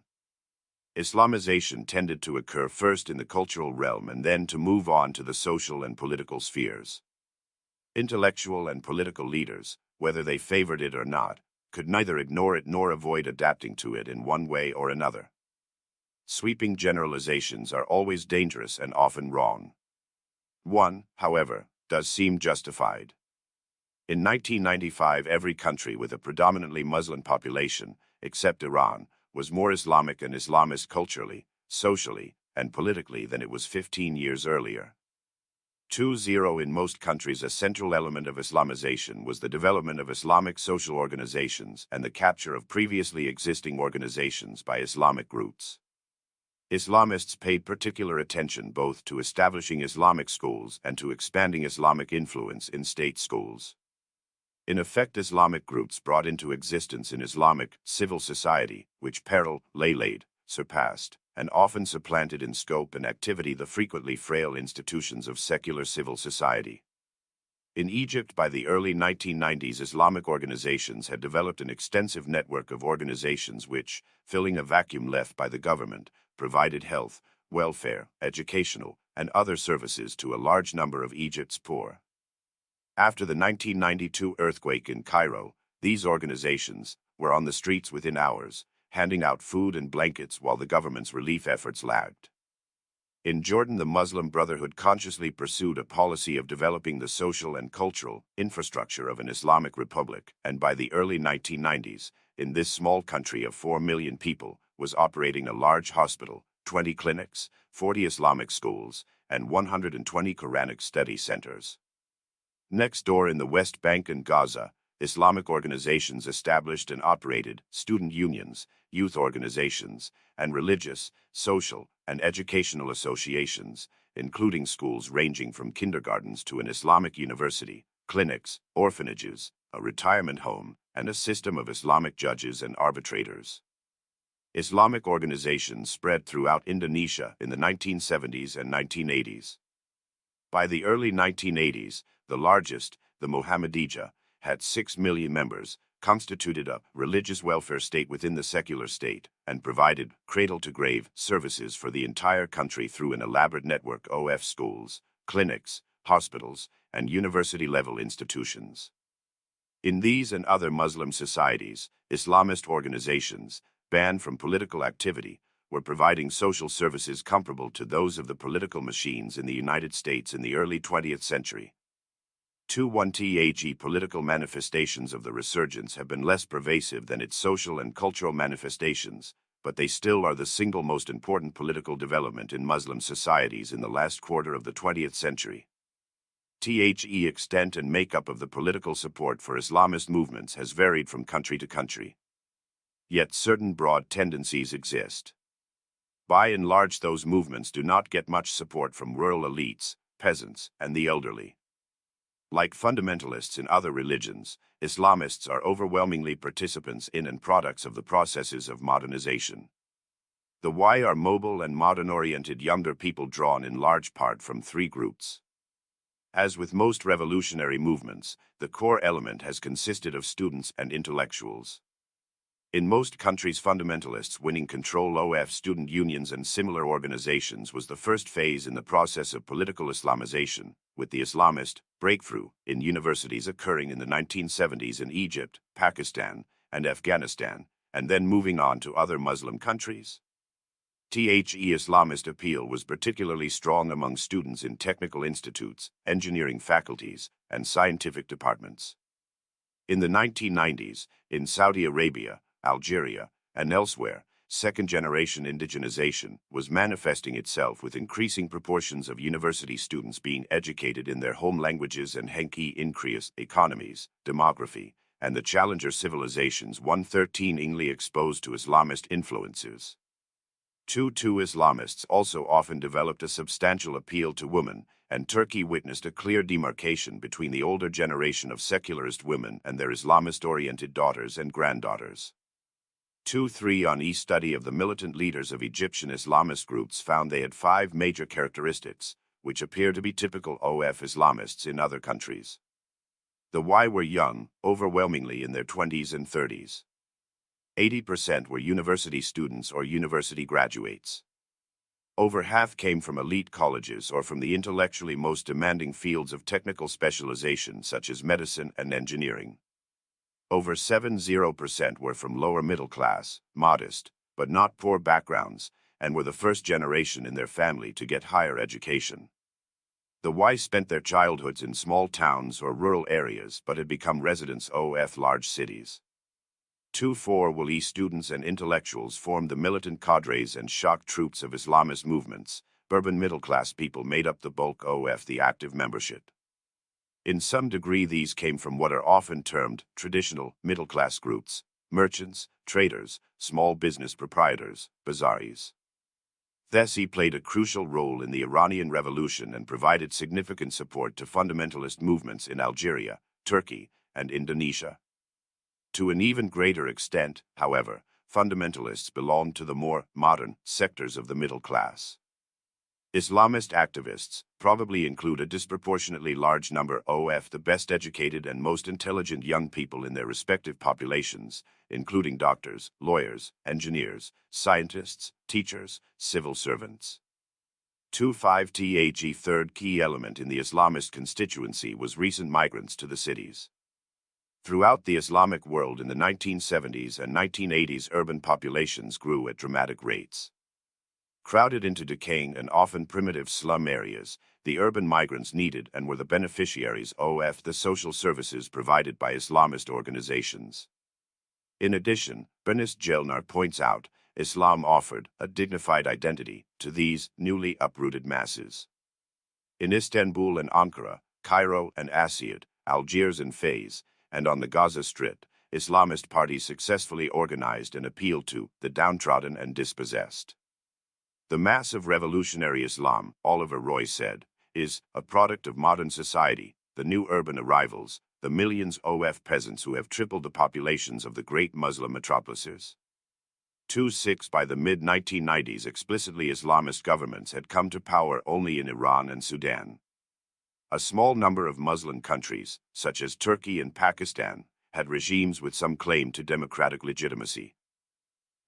Governments in the 2-score other Muslim countries were overwhelmingly non-democratic: monarchies, one-party systems, military regimes, personal dictatorships, or some combination of these, usually resting on a limited family, clan, or tribal base and in some cases highly dependent on foreign support. 2 regimes, in Morocco and Saudi Arabia, attempted to invoke some form of Islamic legitimacy. Most of these governments, however, lacked any basis for justifying their rule in terms of Islamic, democratic, or nationalist values. They were bunker regimes, to use Clement T. Henry Moore's phrase, repressive, corrupt, divorced from the needs and aspirations of their societies. Such regimes may sustain themselves for long periods of time, they need not fail. In the modern world, however, the probability that they will change or collapse is high. In the mid-1990s, consequently, a central issue concerned the likely alternatives, WHO or what would be their successors. In almost every country in the mid-1990s, the most likely successor regime was an Islamist one. During the 1970s and 1980s, a wave of democratization swept across the world, encompassing several dozen countries. This wave had an impact on Muslim societies, but it was a limited one.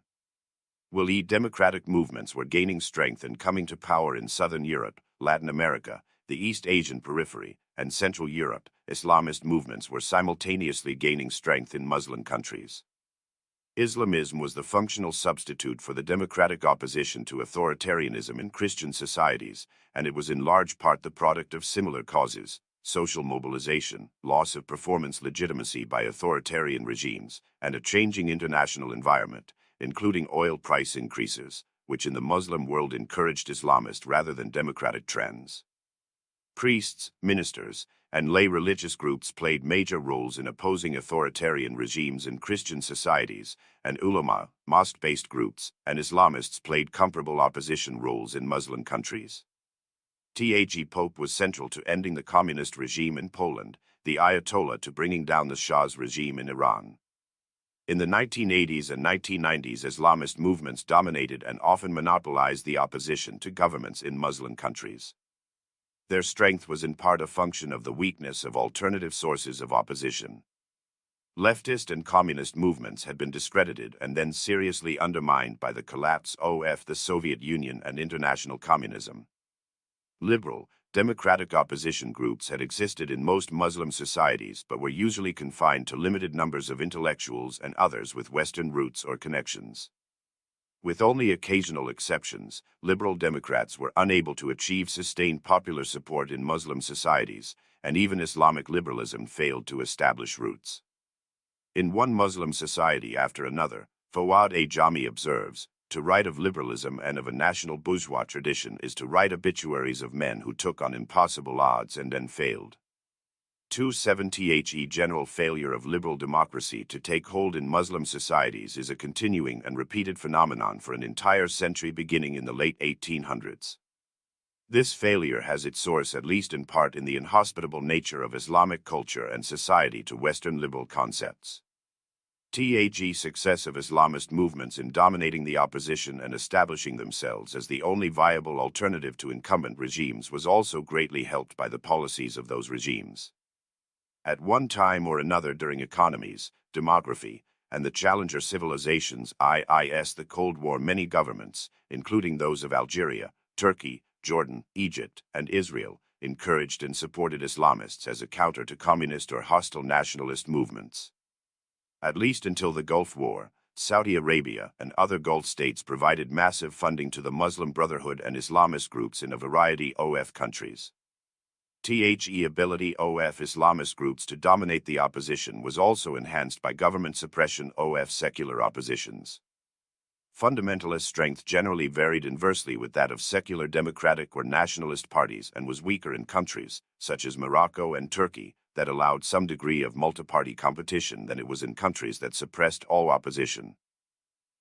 Secular opposition, however, is more vulnerable to repression than religious opposition. Latter can operate within and behind a network of mosques, welfare organizations, foundations, and other Muslim institutions which the government feels it cannot suppress. Liberal Democrats have no such cover and are more easily controlled or eliminated by the government. In an effort to preempt the growth of Islamist tendencies, governments expanded religious education in state-controlled schools, which often came to be dominated by Islamist teachers and ideas, and expanded their support for religion and religious educational institutions. These actions were in part evidence of the government's commitment to Islam, and, through funding, they extended governmental control over Islamic institutions and education. The also, however, led to the education of large numbers of students and people in Islamic values, making them more open to Islamist appeals, and graduated militants who went forth to work on behalf of Islamist goals. Strength of the resurgence and the appeal of Islamist movements induced governments to promote Islamic institutions and practices and to incorporate Islamic symbols and practices into their regime. At the broadest level, this meant affirming or reaffirming the Islamic character of their state and society. In the 1970s and 1980s, political leaders rushed to identify their regimes and themselves with Islam.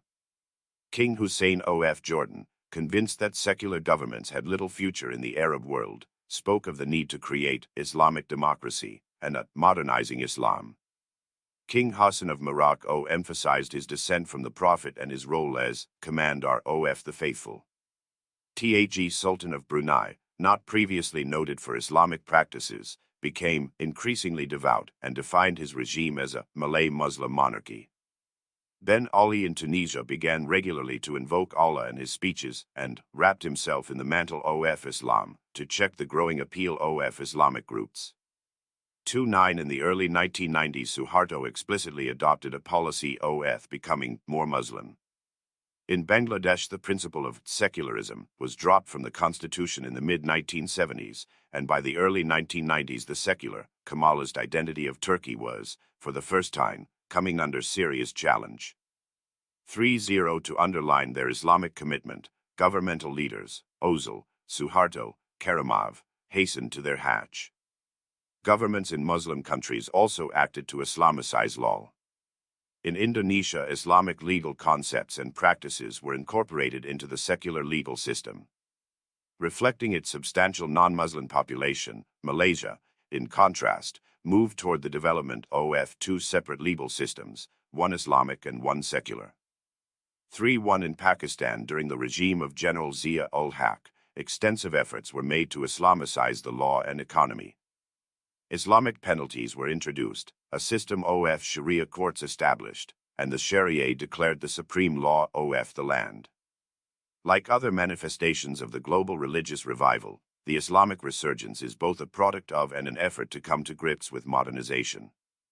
Its underlying causes are those generally responsible for indigenization trends in non-Western societies: urbanization, social mobilization, higher levels of literacy and education, intensified communication and media consumption, and expanded interaction with Western and other cultures. These developments undermine traditional village and clan ties and create alienation and an identity crisis. Islamist symbols, commitments, and beliefs meet these psychological needs, and Islamist welfare organizations, the social, cultural, and economic needs of Muslims caught in the process of modernization. Muslims feel the need to return to Islamic ideas, practices, and institutions to provide the compass and the motor of modernization.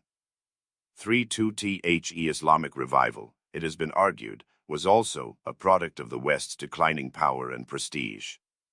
As the West relinquished total ascendance, its ideals and institutions lost luster.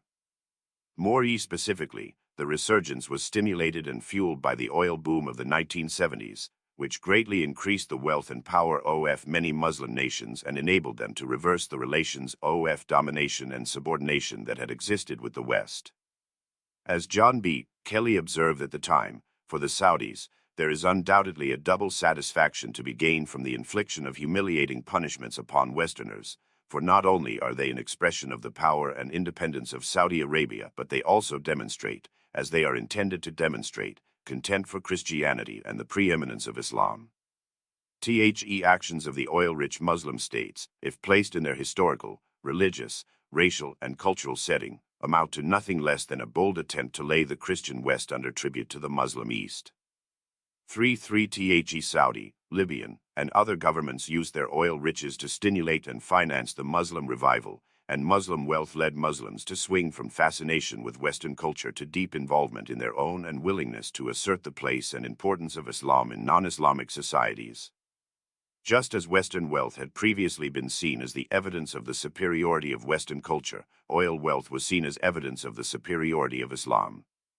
The impetus provided by the oil prices hikes faded in the 1980s, but population growth was a continuing motor force. The rise of East Asia has been fueled by spectacular rates of economy growth. The resurgence of Islam has been fueled by equally spectacular rates of population growth. Population economies, demography, and the challenger civilizations 117 expansion in Islamic countries, particularly in the Balkans, North Africa, and Central Asia, has been significantly greater than that in the neighboring countries and in the world generally. Between 1965 and 1990, the total number of people on Earth rose from 3.3 billion to 5.3 billion, an annual growth rate of 1.85%. In Muslim societies, growth rates almost always were over 2%, often exceeded 2.5%, and at times were over 3%. Between 1965 and 1990, for instance, the Maghreb population increased at a rate of 2.65% a year, from 29.8 million to 59 million, with Algerians multiplying at a 3% annual rate. During these same years, the number of Egyptians rose at a 2.3% rate from 29.4 million to 52.4 million. In Central Asia, between 1970 and 1993, populations grew at rates of 2.9% in Tajikistan, 2.6% in Uzbekistan, 2.5% in Turkmenistan, 1.9% in Kyrgyzstan, but only 1.1% in Kazakhstan, whose population is almost half Russian. Pakistan and Bangladesh had population growth rates exceeding 2.5% a year, while Indonesia's was over 2% a year. Overall, Muslims, as we mentioned, constituted perhaps 18% of the world's population in 1980 and are likely to be over 20% in 200 and 30% in 225. 5.4 rates of population increase in the Maghreb and elsewhere have peaked and are beginning to decline, but growth in absolute numbers will continue to be large, and the impact of that growth will be felt throughout the first part of the 21st century. For years to come, Muslim populations will be disproportionately young populations, with a notable demographic bulge of teenagers and people in their 20s, figure 5.2. In addition, the people in this age cohort will be overwhelmingly urban and have at least a secondary education. This combination of size and social mobilization has three significant political consequences. First, young people are the protagonists of protest, instability, reform, and revolution. Historically, the existence of large cohorts of young people has tended to coincide with such movements. The Protestant Reformation, it has been said, is an example of one of the outstanding youth movements in history. Demographic growth, Jack Goldstone has persuasively argued, was a central factor in the two waves of revolution that occurred in Eurasia in the mid-17th and late 18th centuries. 3.5 A notable expansion of the proportion of youth in Western countries coincided with the age of the democratic revolution in the last decades of the 18th century. In the 19th century, successful industrialization and emigration reduced the political impact of young populations in European societies. Proportions of youth rose again in the 1920s, however, providing recruits to fascist and other extremist movements. 3.4 decades later, the post-World War II baby boom generation made its mark politically in the demonstrations and protests of the 1960s. Youth of Islam have been making their mark in the Islamic resurgence. As the resurgence got underway in the 1970s and picked up steam in the figure 5.2, the demographic challenge, Islam, Russia, and the West 22__NJ, 20Q, and 18:0CO16:0A.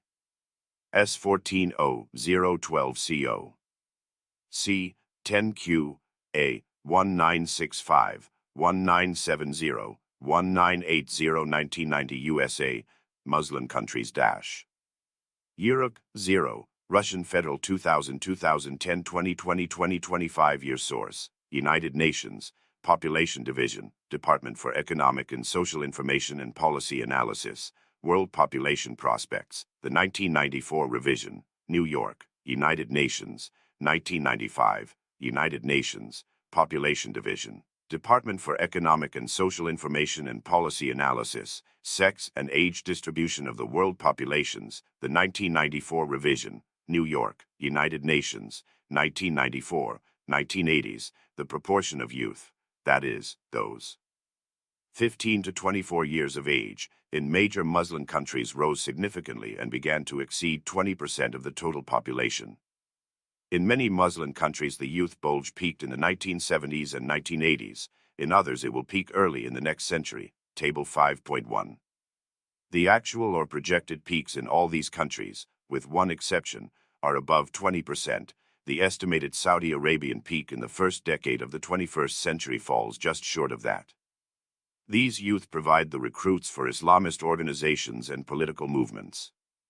It is not perhaps entirely coincidental that the proportion of youth in the Iranian population rose dramatically in the 1970s, reaching 20% in the last half of that decade, and that the Iranian Revolution occurred in 1979, or that this benchmark was reached in Algeria in the early 1990s just as the Islamist FIS was winning popular support and scoring electoral victories.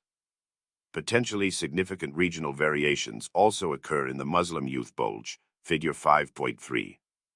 While the data must be treated with caution, the projections suggest that the Bosnian and Albanian youth proportions will decline precipitously at the turn of the century.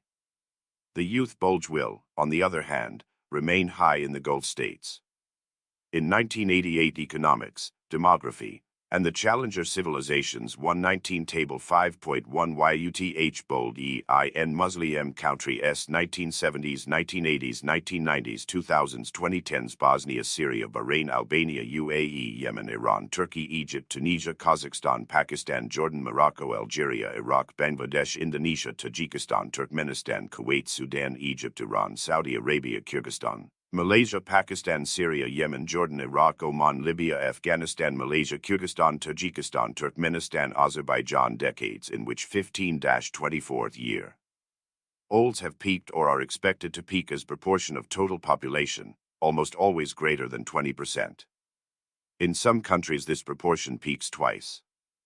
Source: see Figure 5.2. Crown Prince Abdullah of Saudi Arabia said that the greatest threat to his country was the rise of Islamic fundamentalism among its youth.